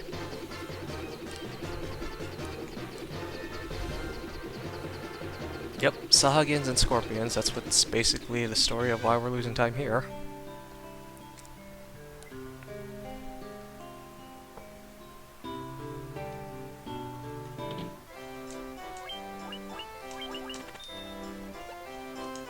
How am I in antidotes? We'll buy 5 more just to be safe.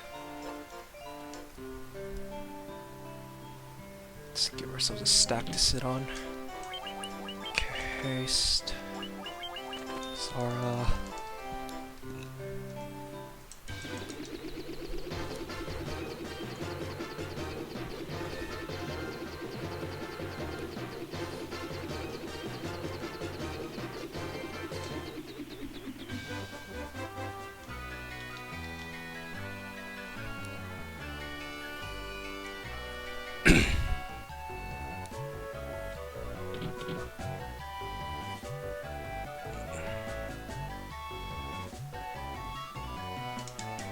Losing a minute on a 5-minute split because of bad encounter luck, oh boy.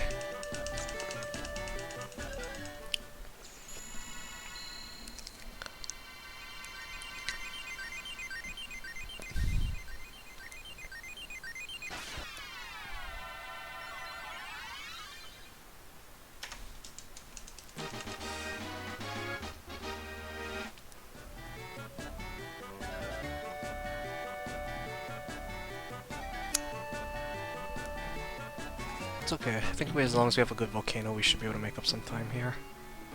Okay,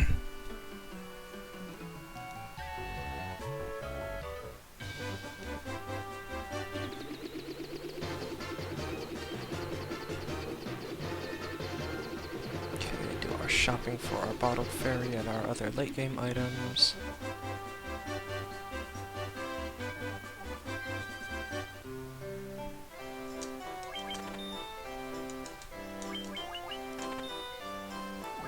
Should be fine. I don't think I'll need an extra one for the red mage. Should be alright.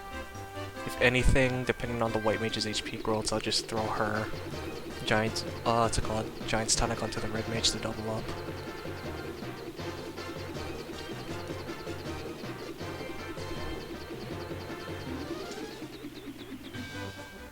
Okay, stop by Melmon, go ahead and grab. Lara, Kiraga.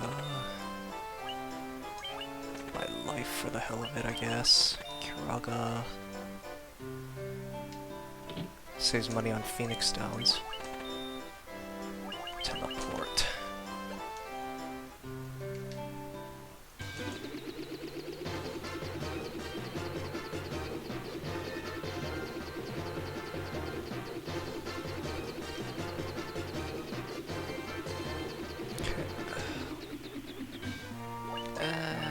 my edge.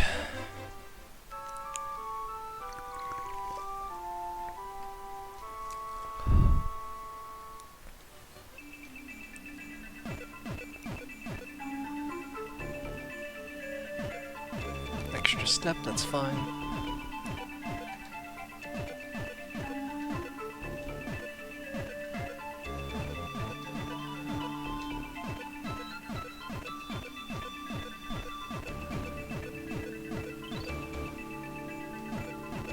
Doing pretty good so far. Not bad. First encounter only here. What's it called? Only on this floor.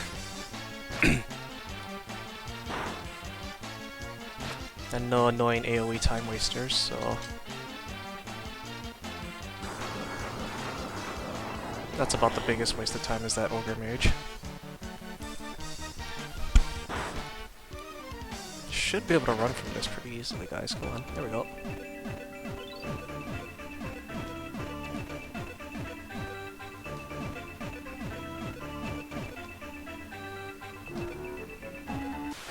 Oopsie, extra step. That's fine, it's just a lava worm.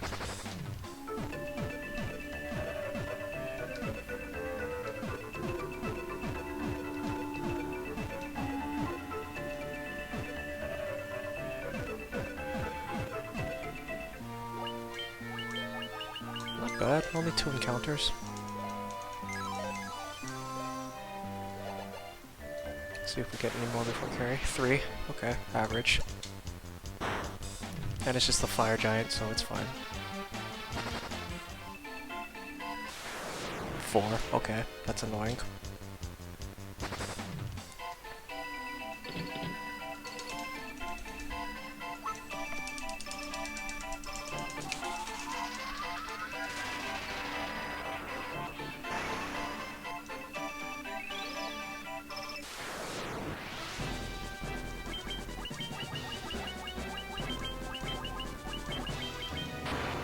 Okay, good turn order. Unfortunately, it just doesn't do a whole lot because we don't have a giant's glove or anything to buff our ninja with. He's also not using a terribly great sword. It's the one downside. I've yet to figure out how to route around that. Oh, that's not great. Yep, that's bad. Now our damage dealers have lowered accuracy. I gotta hit for less, so this is gonna take a little bit longer now.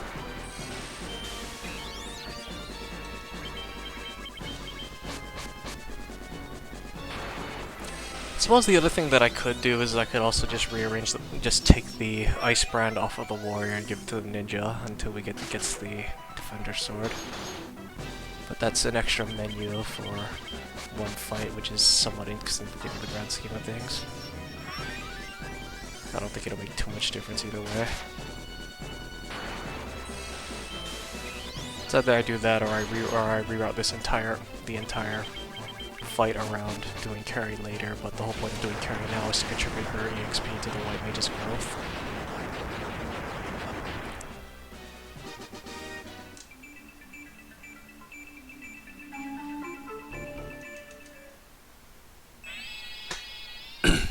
I don't know, stuff to think about.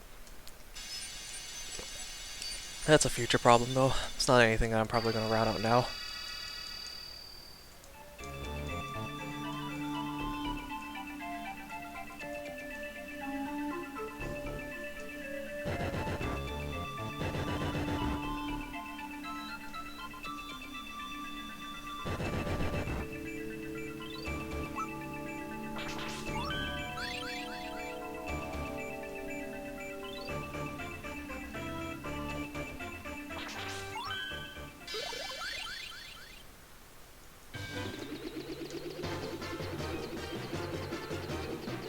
I'm fairly certain that I did not magically get enough levels in between the Iron carrier for the Red Mage to jump to 26 where he could be able to learn Thundaga, so we're just gonna go ahead and skip that.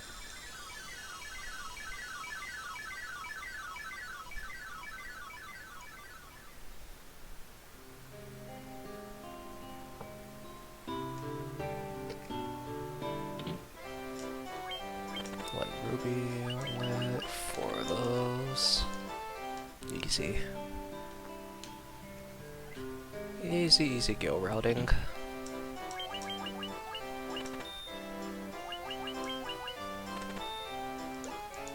Save the rest for later because I have plenty of Phoenix Downs to spare. Since I'll only be using the Phoenix Downs to bring the White Mage back, and I'll just have her use Raise on everybody else.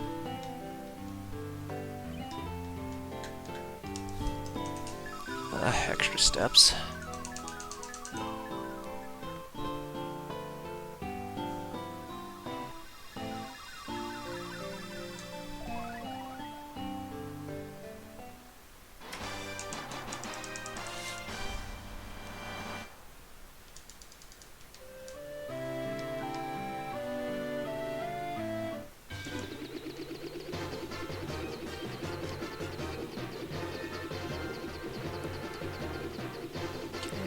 To the waterfall cavern now.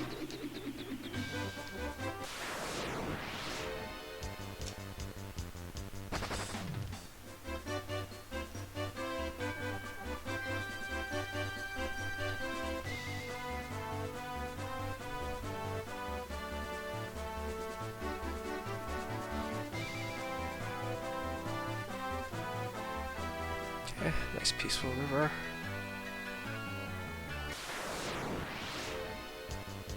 Ambushed by rock golems or clay golems is fine. The worst they can do is cast slow. And that's just a time waster because of the animation. More clay golems is fine. Keep this up, please. Clay golems are an easy run. Nightmares.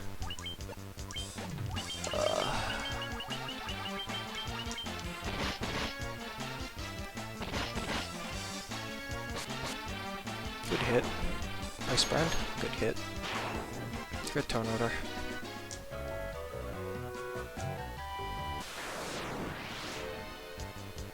Ambushed by mummies, this should be fine.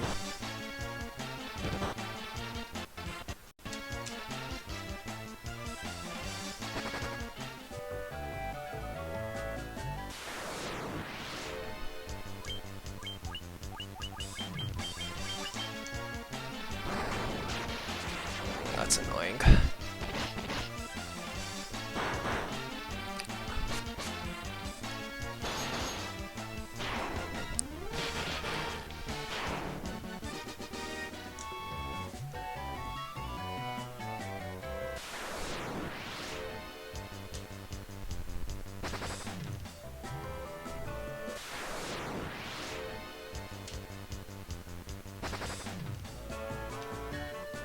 Block a wall.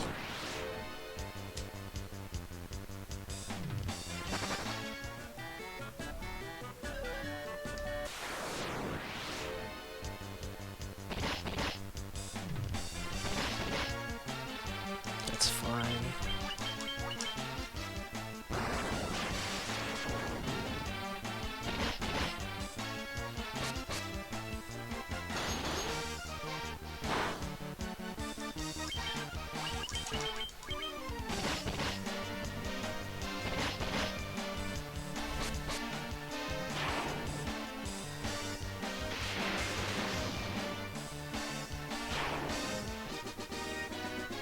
I mean, only 3 nightmare encounters before the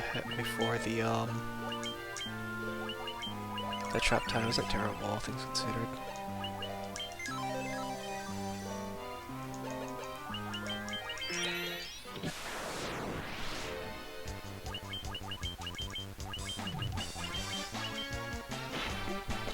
I cast Blizzara instead of Firaga. That's a whoops. Oh well.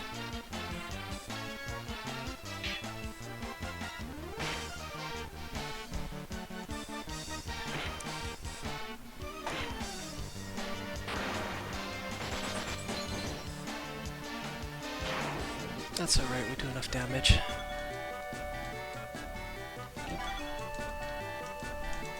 Okay, talk to the robot. Call that variance.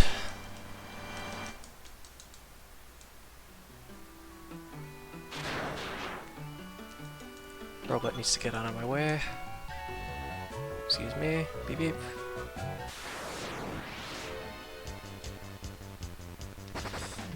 Beep beep. need this defender sword, thank you.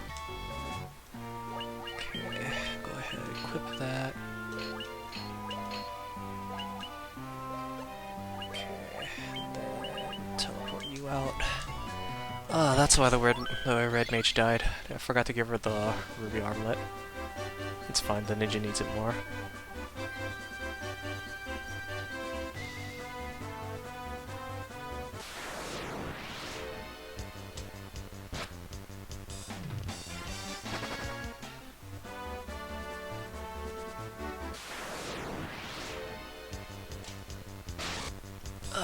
This might be something I need to kill.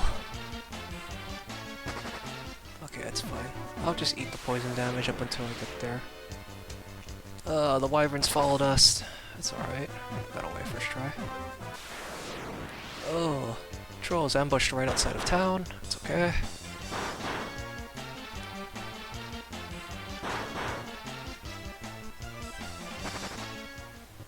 Okay, optimal menuing.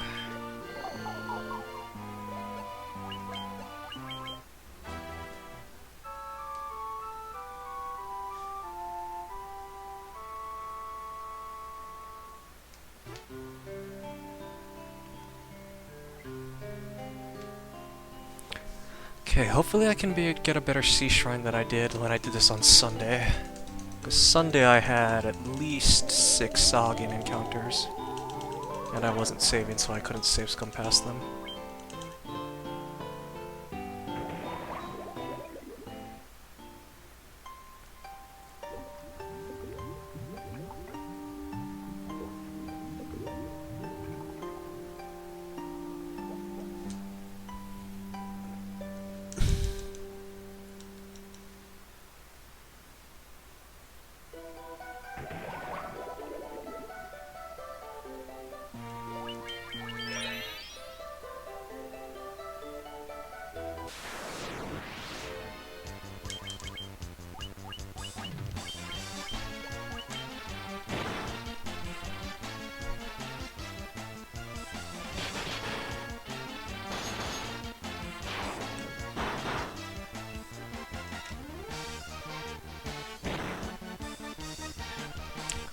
You know, the thief and the ninja are supposed to outclass the black mage in terms of running once they hit level 30s. We're in the low 20s. Actually, no. Yeah, we're in the low 20s. Then the ninja still has a hard time running against things. It's minor inconvenience.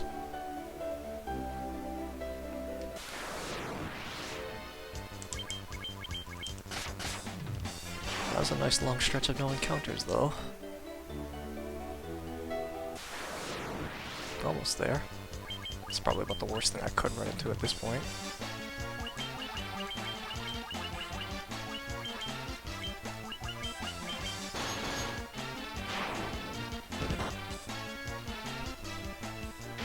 Okay, a little bit of time loss here just because of this fight.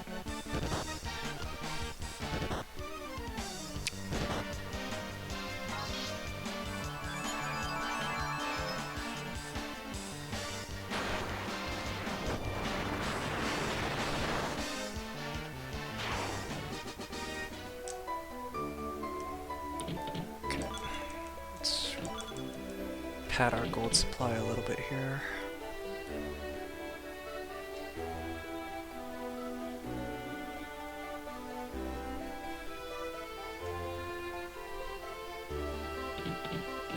That's the wrong chest, but whatever, I just padded my gold supply some more.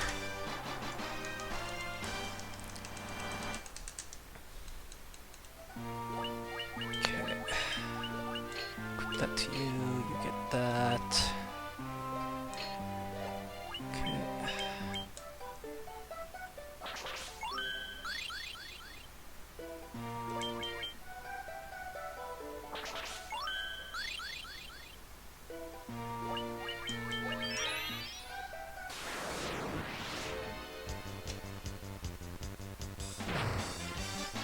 Should heal the party next time I go into the menu.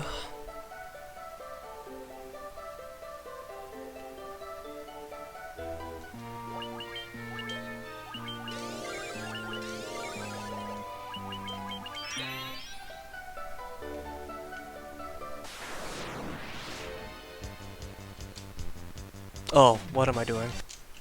I wasn't paying attention.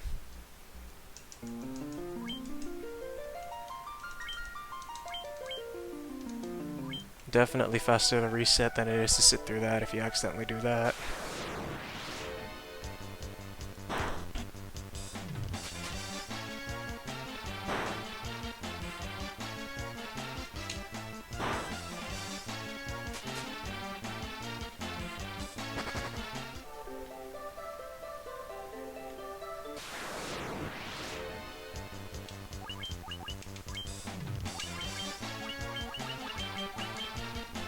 I'm just gonna do this just because what's it called? I really don't want to deal with these scorpions.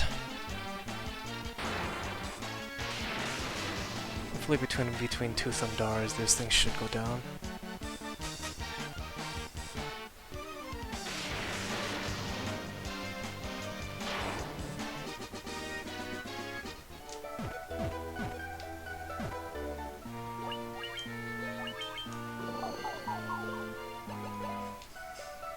Okay, 32, that's good. Might have to do a little bit of makeup XP, though. 6,600. Okay. At least I have a count in my head now.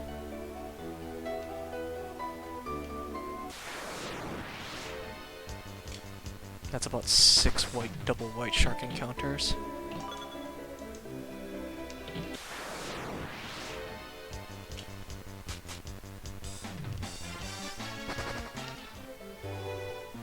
Go ahead and save, actually.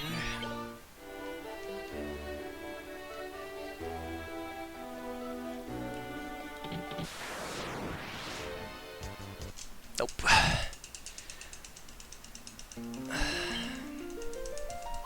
That was a good decent bit of walking, but I don't want to sit through that ambush.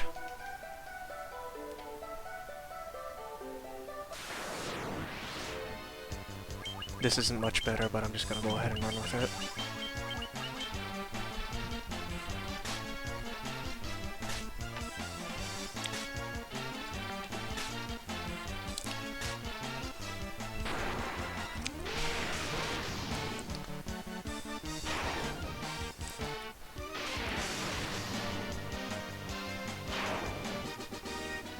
Okay, so for context, that was about 20-25 seconds. Now multiply that by 6, and that explains why I lost 4 minutes at the last time I did this. What's it called? I lost 4 minutes on this split last time I did this. I'm gonna lose even more time, actually, just because I have to make up EXP on the, what's it called? On the white mage.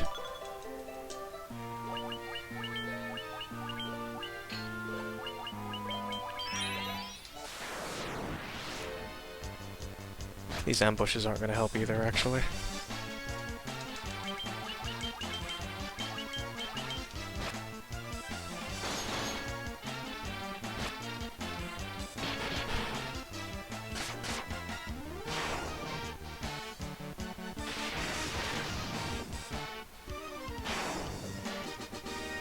Okay, that's one.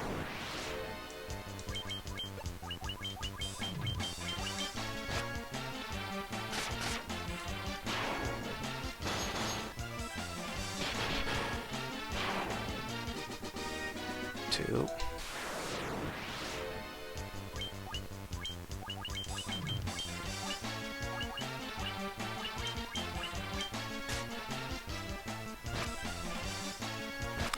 And I'm gonna lose time on this split because I have to make up EXP.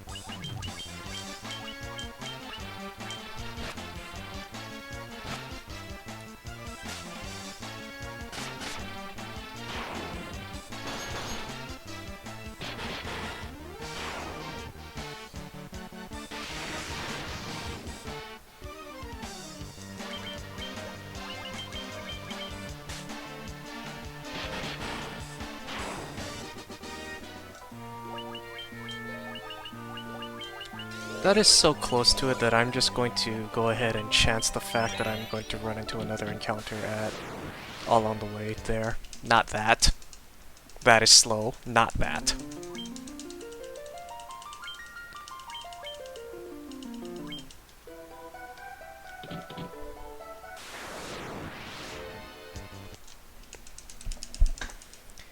Whoo-hee. This is panning out well.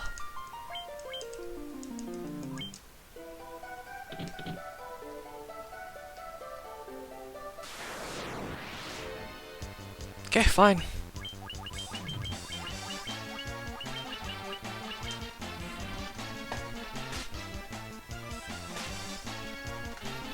I don't need a whole lot, I just need a buffer to make up the fact that I'm splitting Kraken's EXP 4 ways, so I don't need a whole lot, I just need enough to get me over that 1100 edge, because Kraken gives about 4,000 XP, so divided 4 ways, that's about 1,000 each, so I just need to make sure that the white mage is under 1,000 to her next level and she lives through the fight.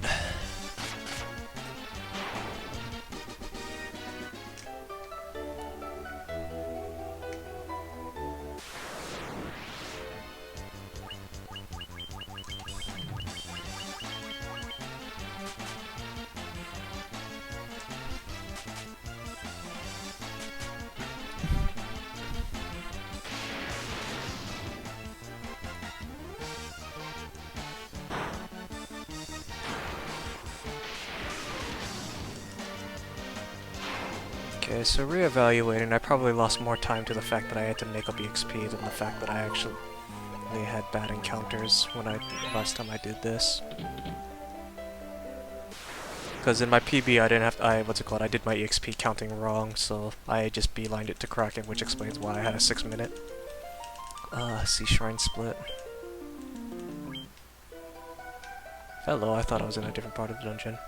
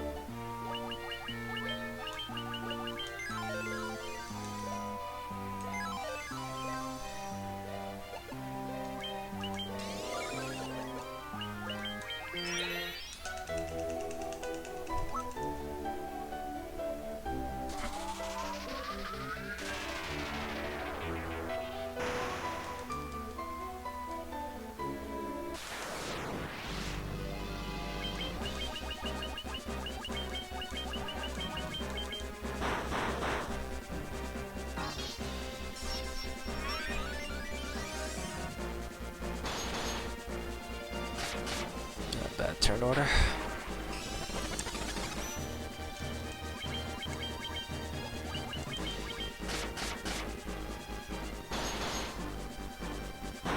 Okay, we got about 1600 HP more to go.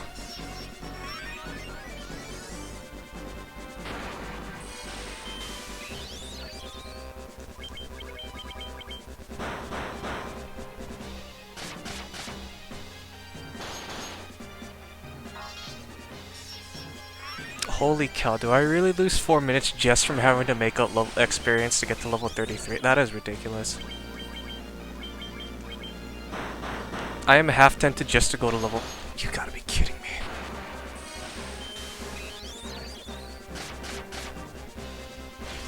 Please tell me the white mage is already at level 33, because I did not pay attention to my level ups at all getting to this point.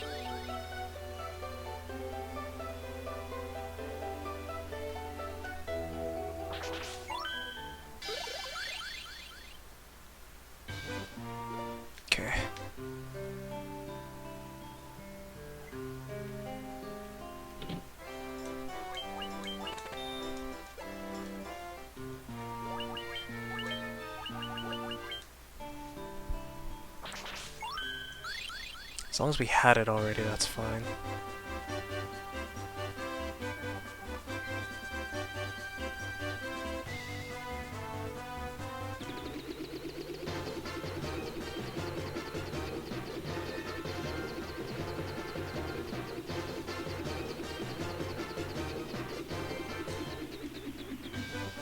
It's fine, I can make it up on the Lich split.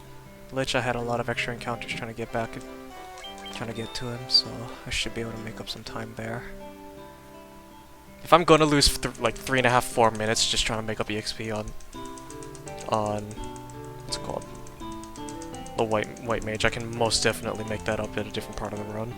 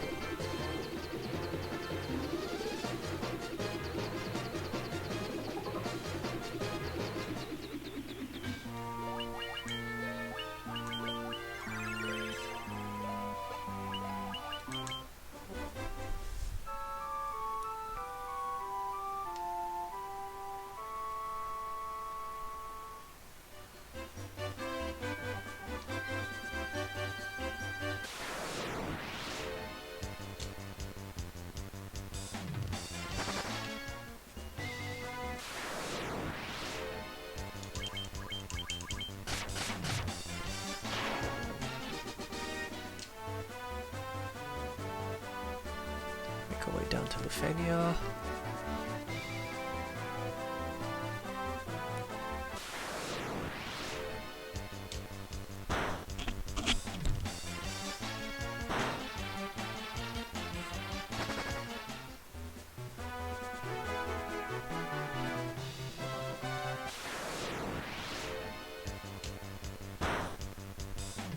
Okay, make up some time here on good encounters, so hopefully I can make back a little bit more time on good encounters on the way back, as long as I don't have really bad encounter luck.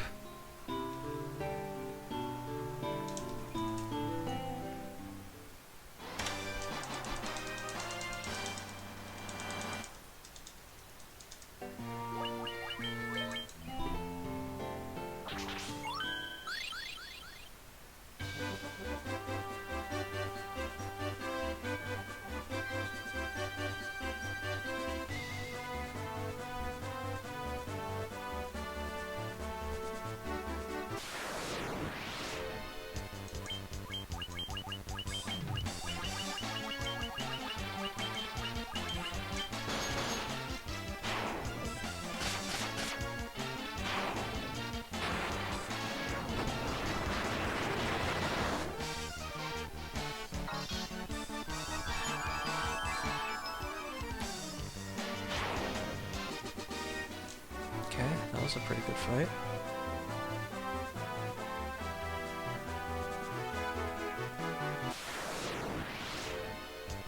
Wow. 1 in 64 T-Rex.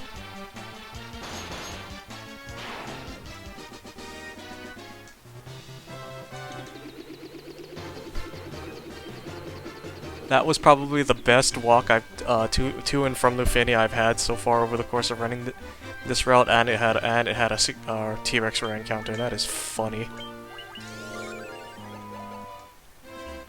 We're just gonna go ahead. I don't need a cottage up.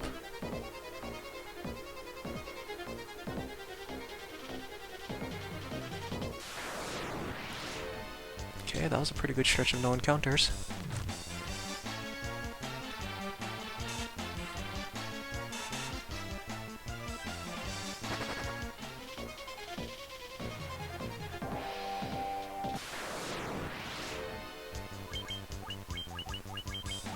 Umpires, I don't want to chance the unrunnable because it just wastes time if I'm wrong.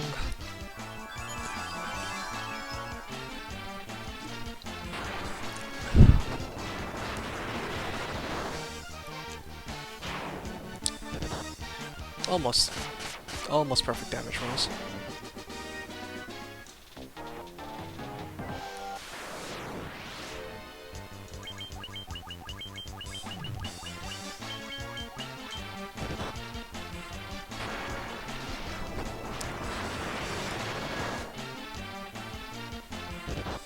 Okay, the topmost vampire is gonna need a high damage roll from the... Or he could just die to the ice sword, that works too.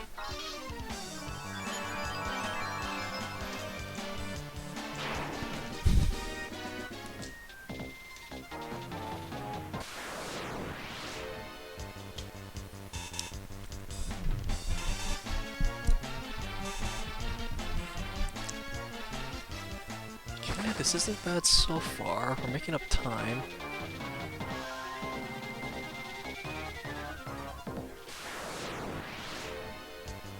Nice preemptive chance. That would have been a pain in the butt to have to sit through that.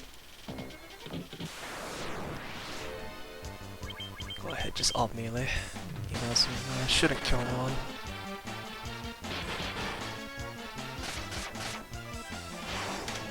Nice. Nice time save.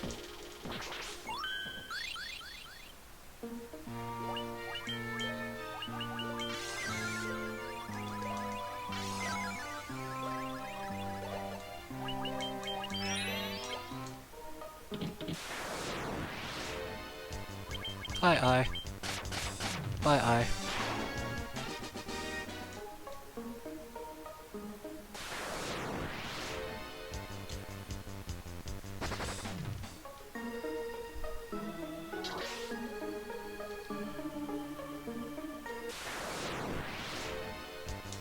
Single chimera I'm just gonna kill.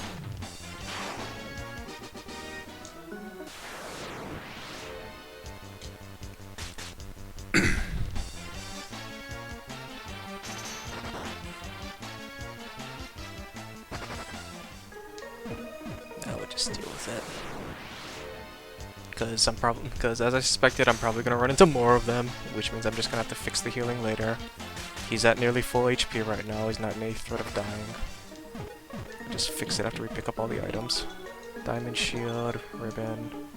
Okay, while we're in the menu, now we fix the poison. Okay, now we need to play around with the equipment here, because now we need to go... That there. Take that off you. No, do not put on that thing. Since I'm in the menu already, I'll just teleport back.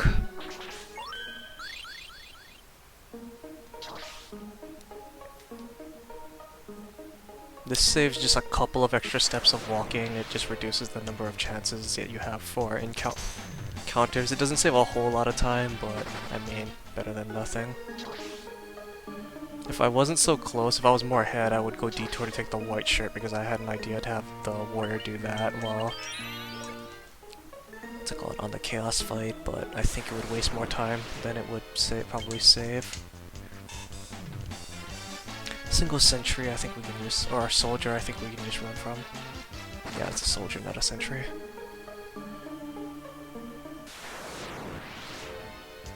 Air elementals, these are faster to kill than they are to run from.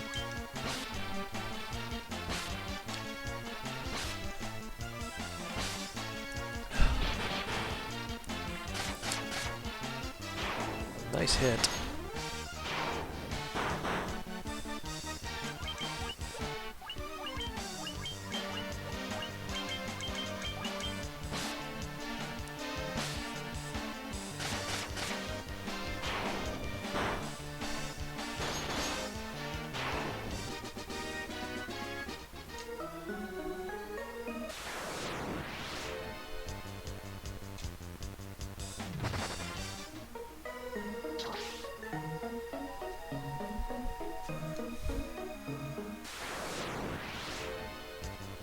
Nice preemptive chance against air elementals is always welcome. Okay, no war mech. Go ahead, heal up our party.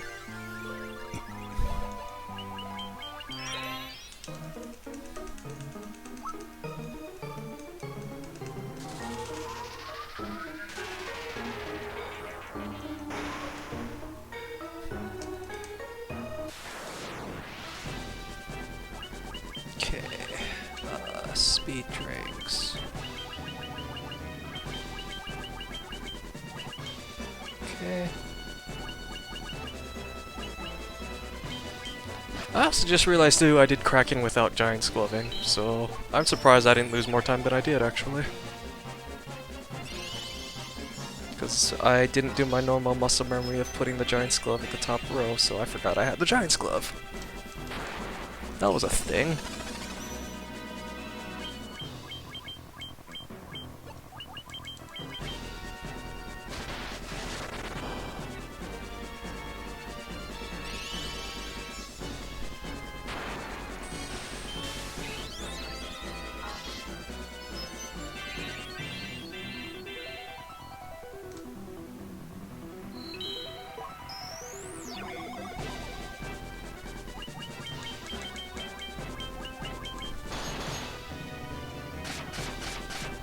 Good hit.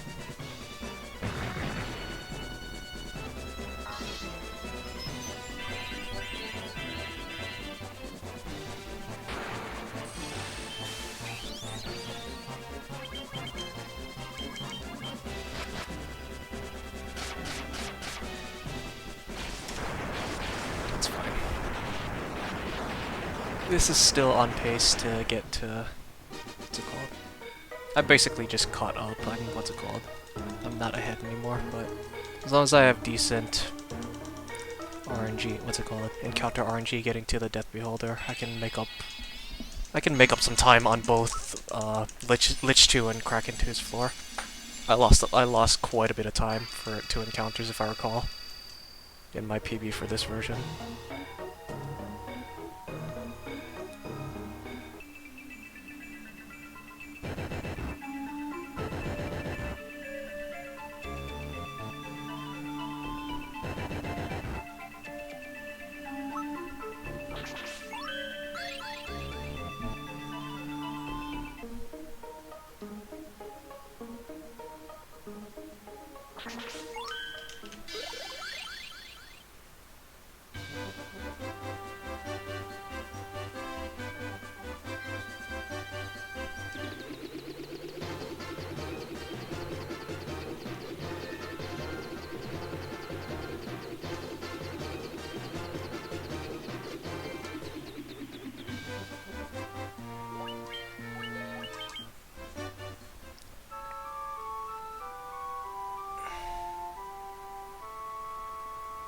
I could have rearranged my party there, but I have a general idea of where all my items are, so if anything, I'll fix them before I get to Chaos.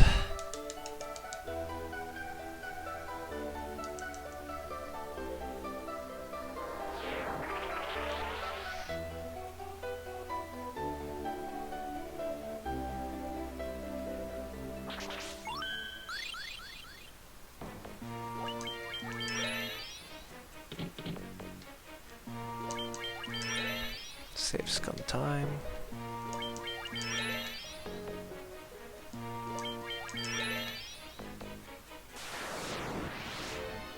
Nope.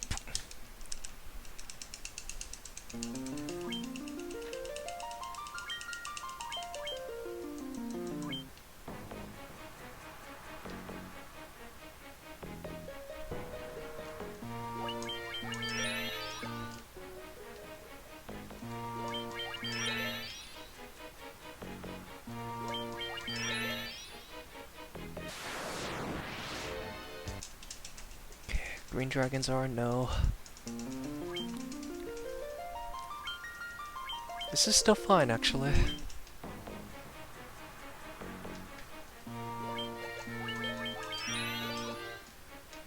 Oopsie.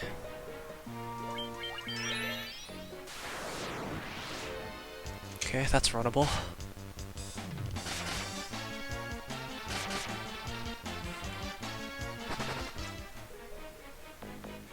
Just gotta yellow it. Nice. Completely runnable, and then we're only 2 steps from the trap tile, so we're just gonna go for it.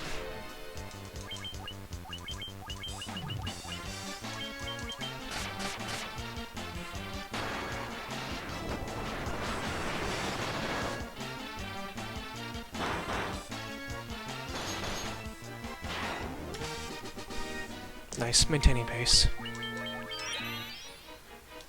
I shouldn't need the elixir. I haven't used any ethers up to this point, so I shouldn't need the elixir, and I can just use the ethers if I really need to.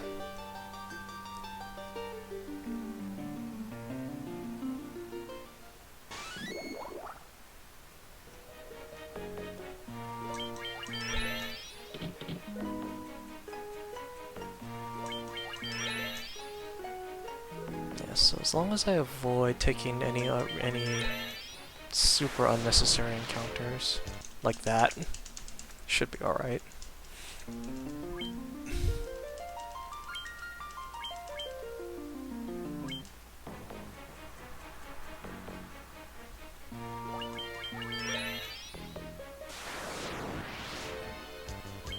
Okay, this I'm going to take just a chance for Mega Elixirs.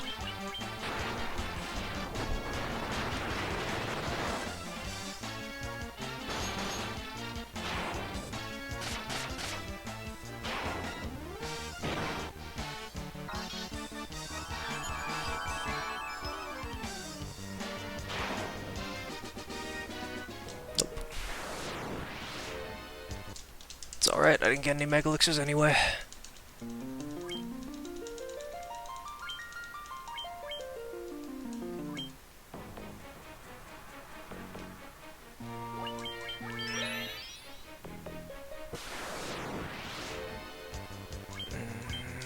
That's faster to reset.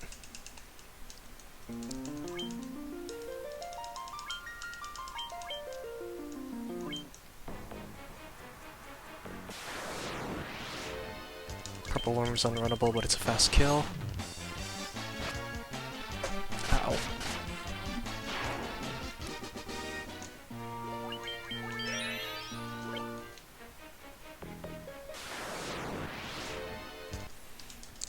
No on the white dragons.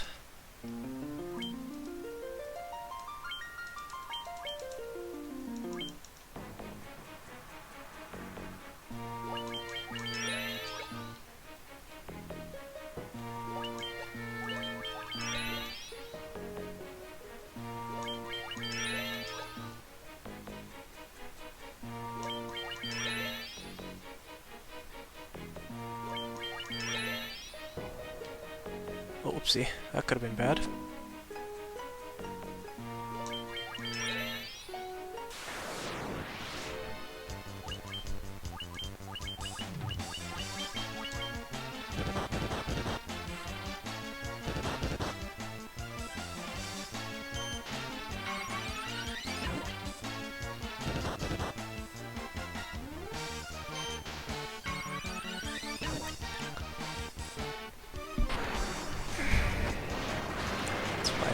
Medusas.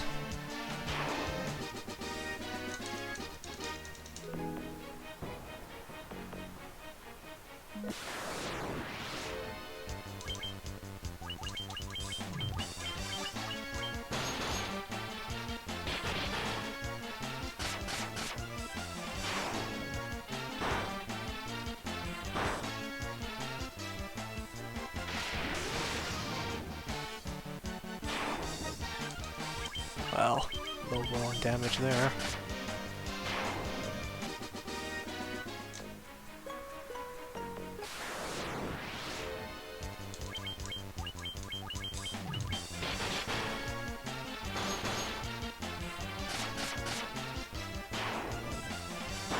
I spread out those attacks around, so I'm gonna take an extra round of combat now.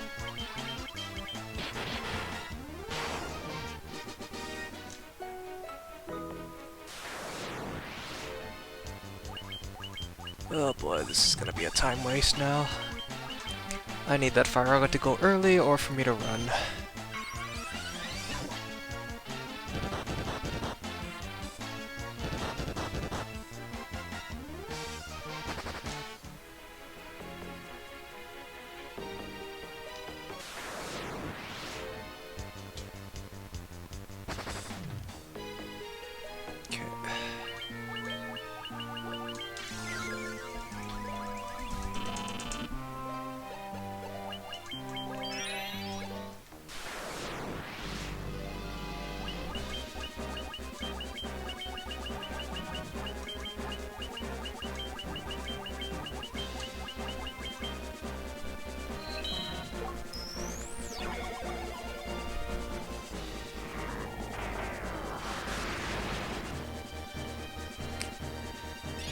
think I can do Giant's Gloves to compensate for the damage, but that's a little annoying. Because unfortunately the Red Mage's HP is so low that I can't do anything about that. So I think what I'm just gonna have to do is I'm just gonna have to Giant's Glove a couple of extra times to compensate for the damage.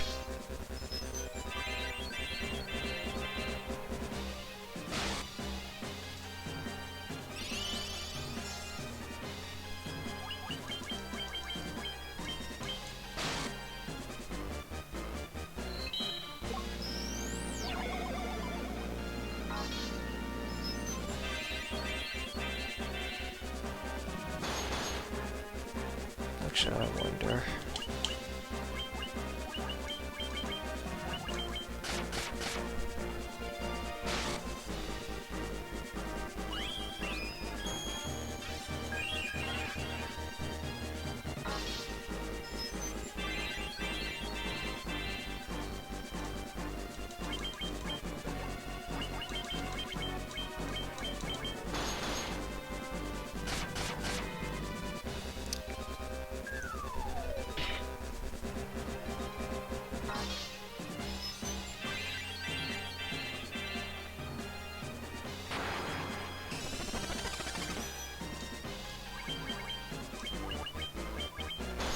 Probably should have done that earlier, actually.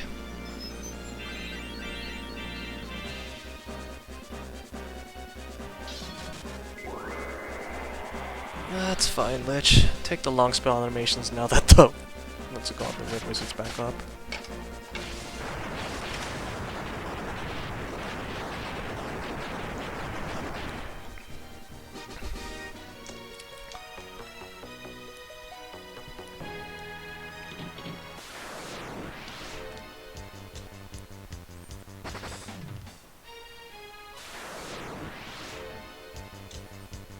$130 should be enough MP to get me through Merilith.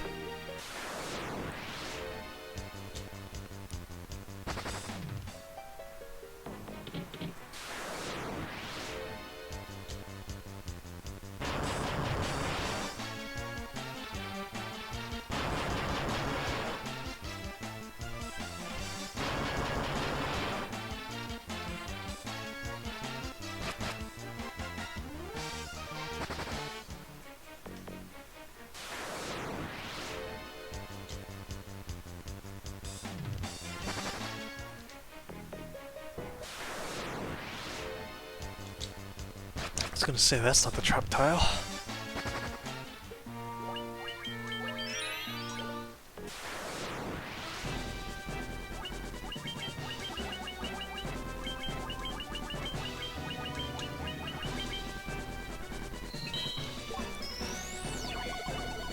Okay, as long as we get the haste off, I don't really care too much if the Red Wizard dies. Yeah, that's fine.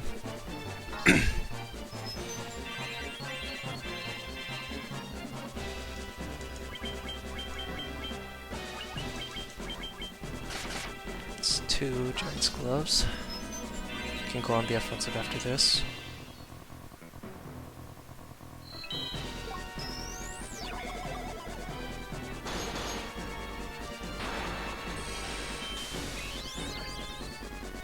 Okay, you need an ether. Okay, nice hit. Ow. That was weird.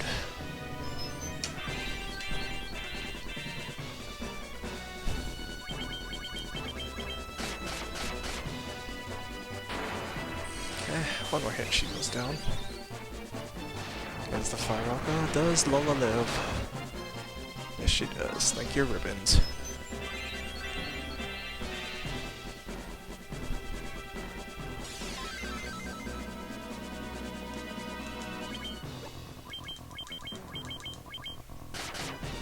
In theory, the ninja goes first, unless I get bad turn order again.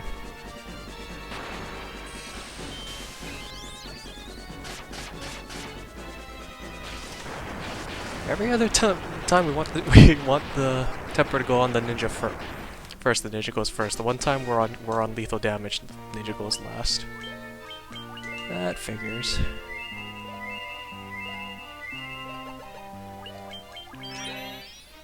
Okay. Yeah, nope. We're noping out of that.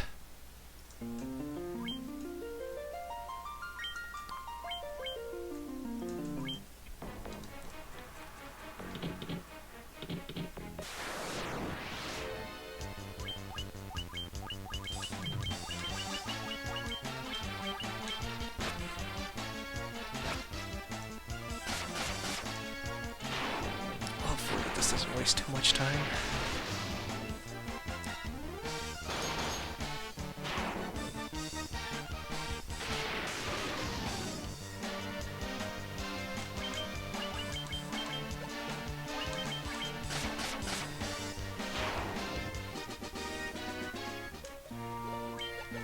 Save scum on this floor just because I believe we're more likely to run into water elementals here. It's also bad if I run into like a white shark's like that specific encounter, white shark and Zog and what's it called, princes I think they are.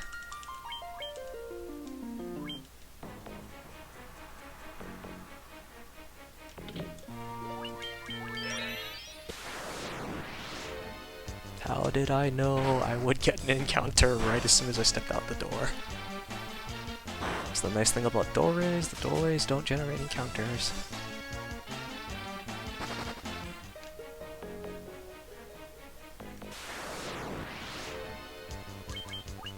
I'm not gonna bother resetting for this, I'm just gonna fight this one out, because I like my progress.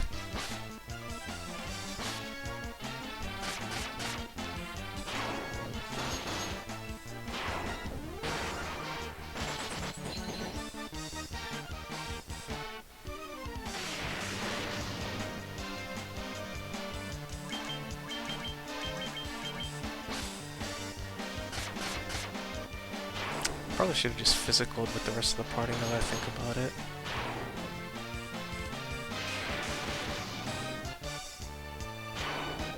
Yeah, that's alright. Took them all down.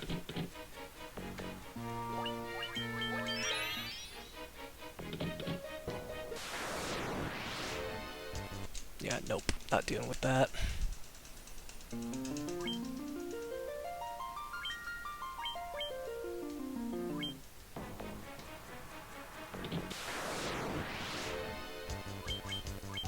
This is 50-50, so I might as well just kill them.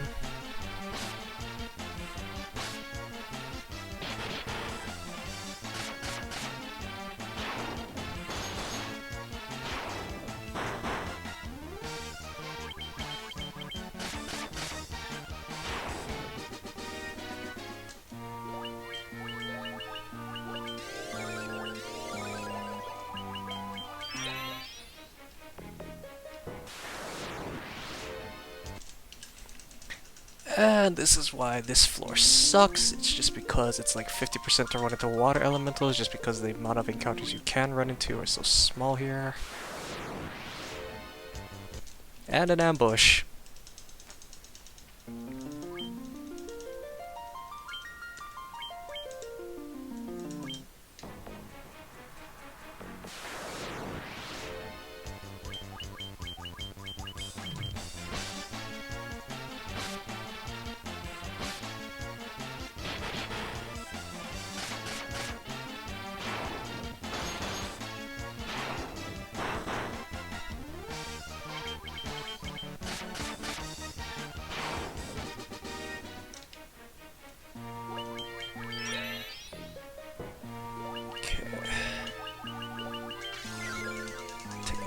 To the menu again, that's fine.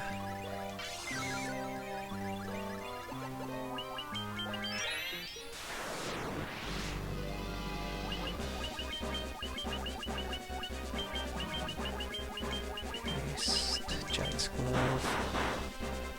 Punch the White Mage. Somehow didn't die.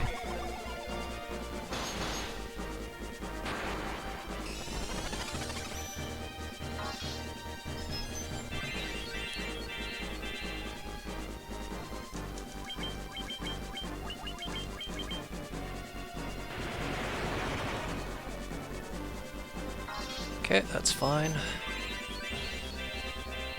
Ink just wastes Kraken's time.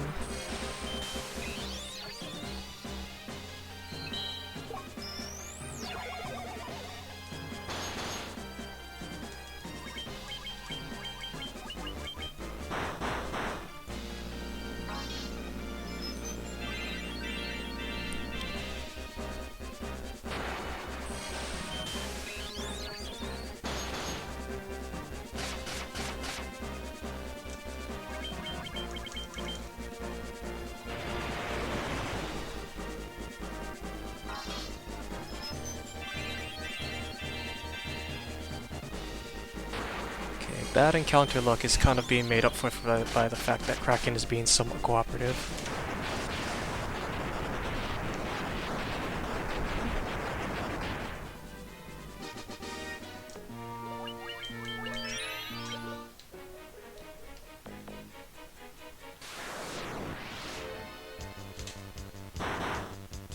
I didn't even know you could run into mind flayers on this floor.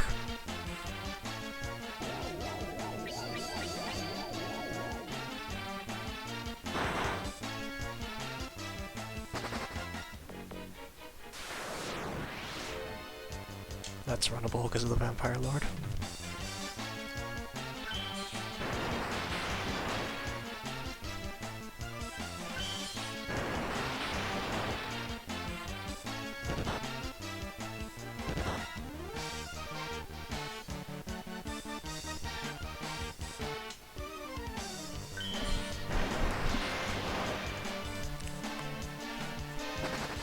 Okay, go ahead, just do my healing now.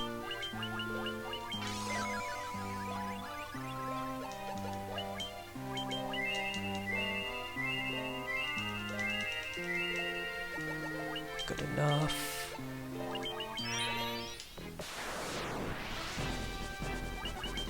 Okay, speed. Haste. Giant's clinic. Okay, bite on the knight is fine.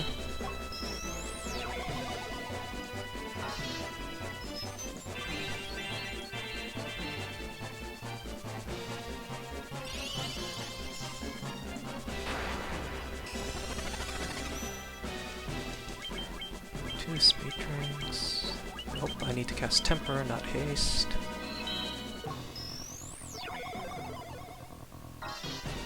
That's bad turn order, that's unfortunate.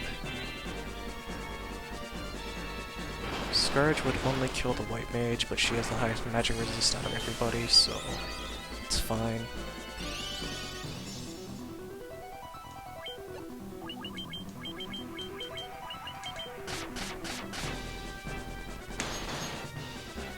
Okay, 1300 for 5500 HP.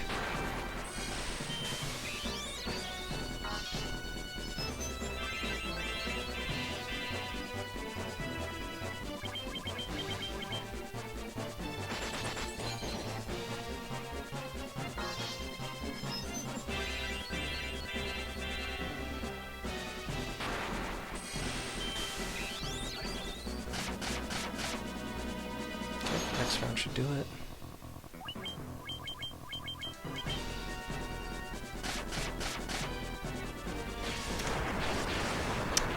Okay, as long as this is first try chaos, we can PB.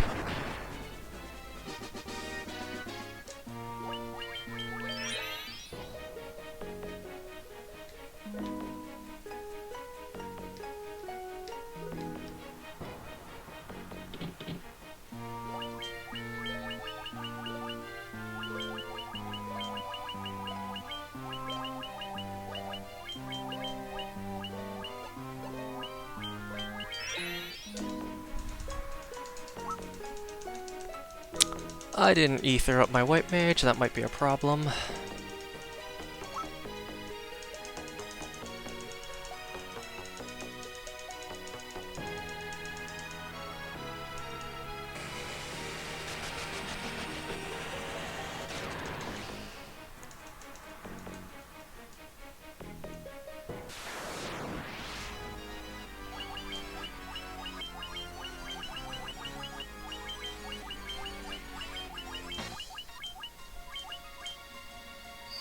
Okay, Blaze as a start is fine, it's not gonna kill anybody.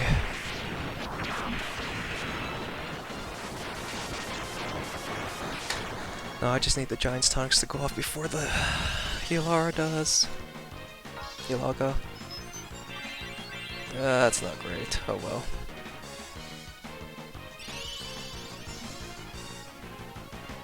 As long as the red wizard doesn't get punched by chaos, he should live.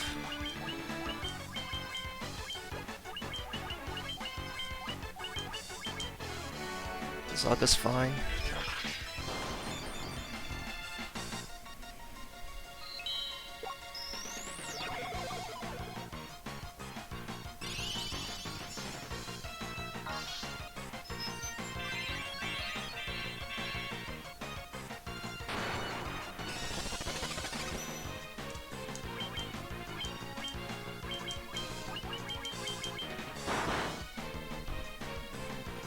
I didn't need to my red mage either, actually. That might be a problem.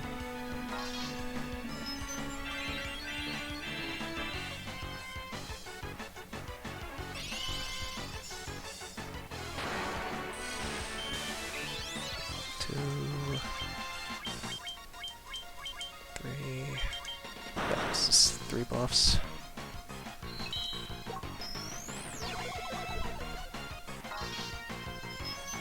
Okay, I definitely need to throw an ether onto the white mage next turn.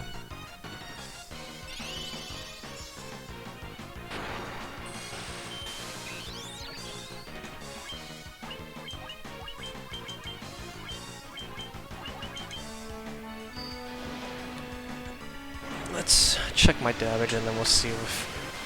What I might do is I might move the red wizard to throwing speed rings onto the ninja, depending on what my damage rolls are here. 3 giant's gloves and 3 tempers plus the haste on a ninja with a defender's sword. Should roll about 2,000 if my math is right. Yeah, okay.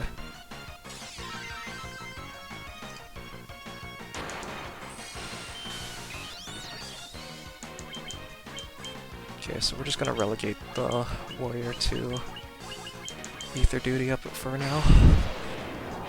Tatsunaki is fine.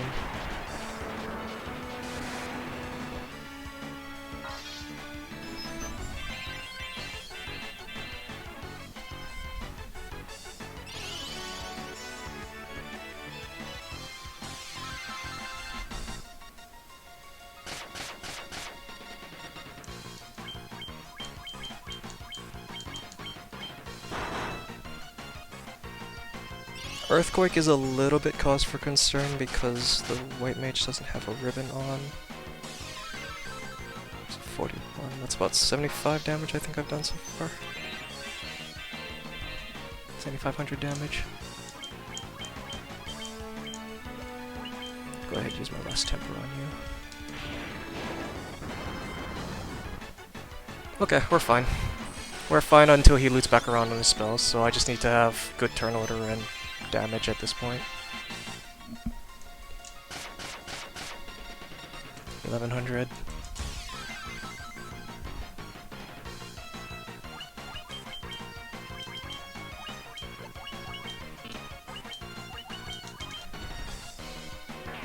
That's a problem. Please miss. Oh great, now fully. That might be costly actually, because now I need to throw an ether onto the red mage in order for him to cast haste again.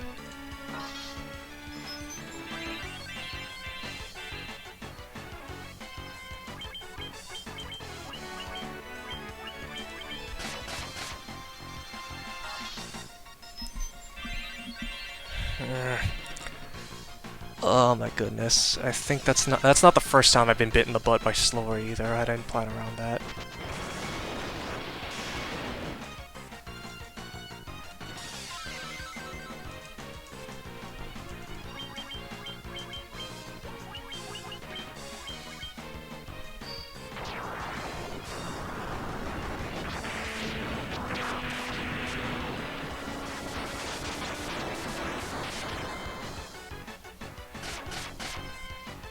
He's 1 hit off.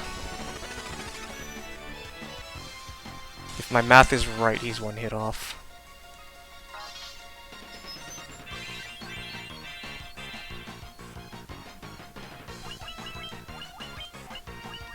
I'm just gonna risk it.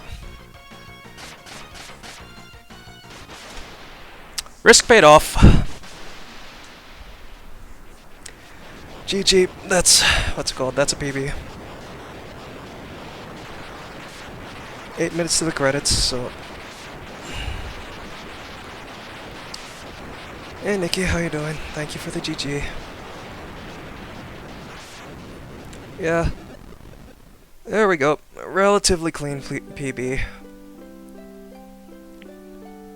So let's analyze this run from the beginning since we've got 8 minutes to kill for the credits. What's it called? Pirates was good RNG on the encounters. I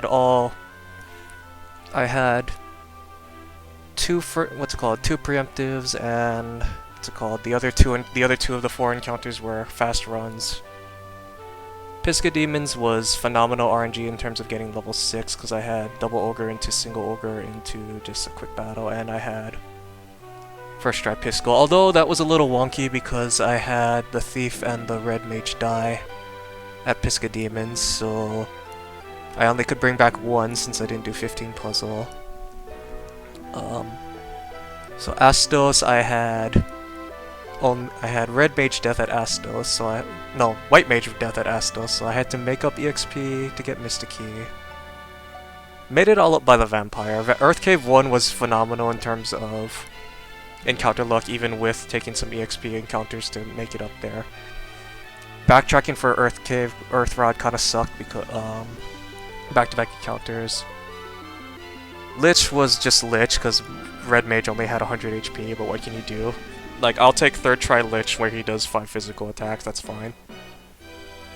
Although that was a little risky though, like Warrior was one hit off death, that one there. Canoe was fine, Ordeals was fine. Ice Grind was fine.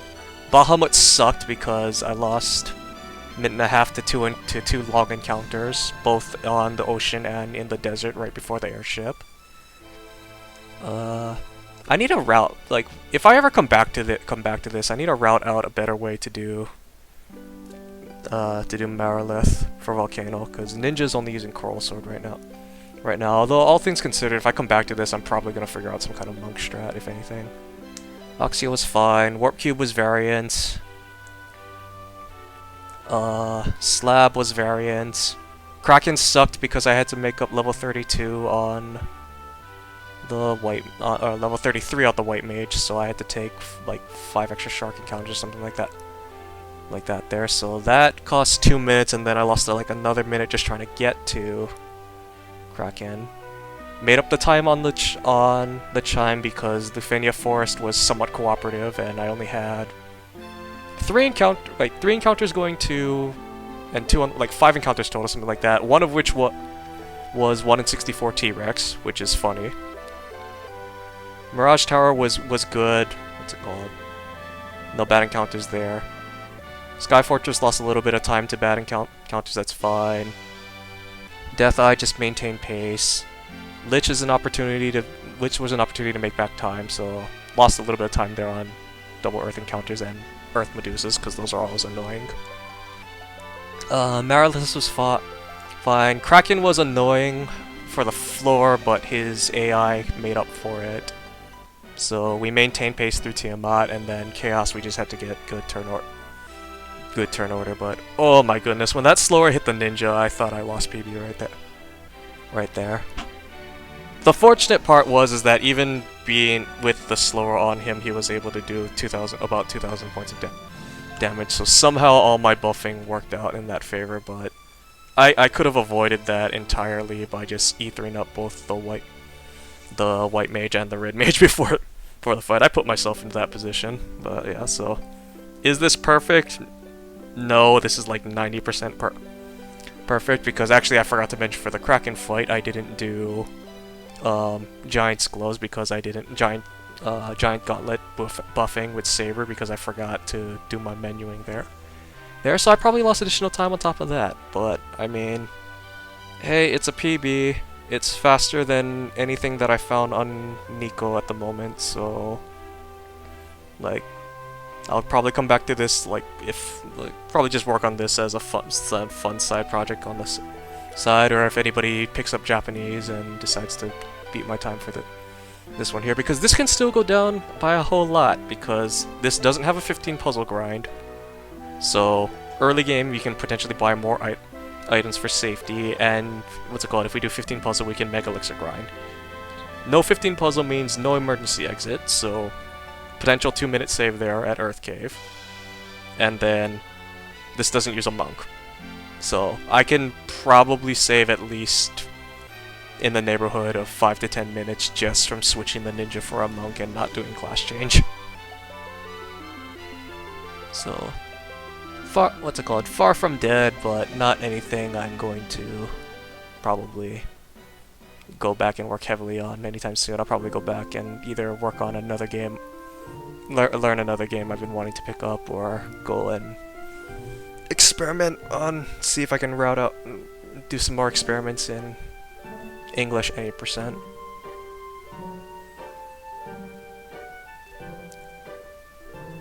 Yeah, winding down to the end here. Just gonna wait for the credits to play out here.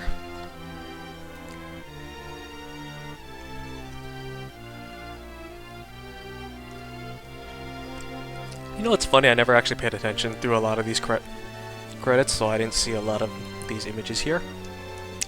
How did she get the loot back is my question. And I never noticed all the mermaids there at the sea shrine before in On Rock afterward.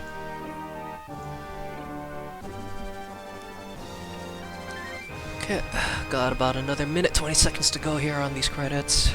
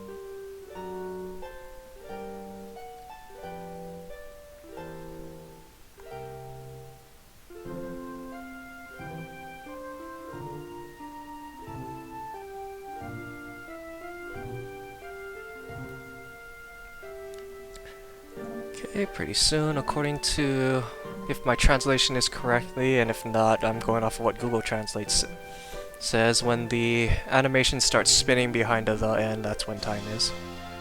So 2, 1, or 3, 2, 1, and time. I always cut that up a couple seconds faster every single time I do it. So, there we go. 2:57:37.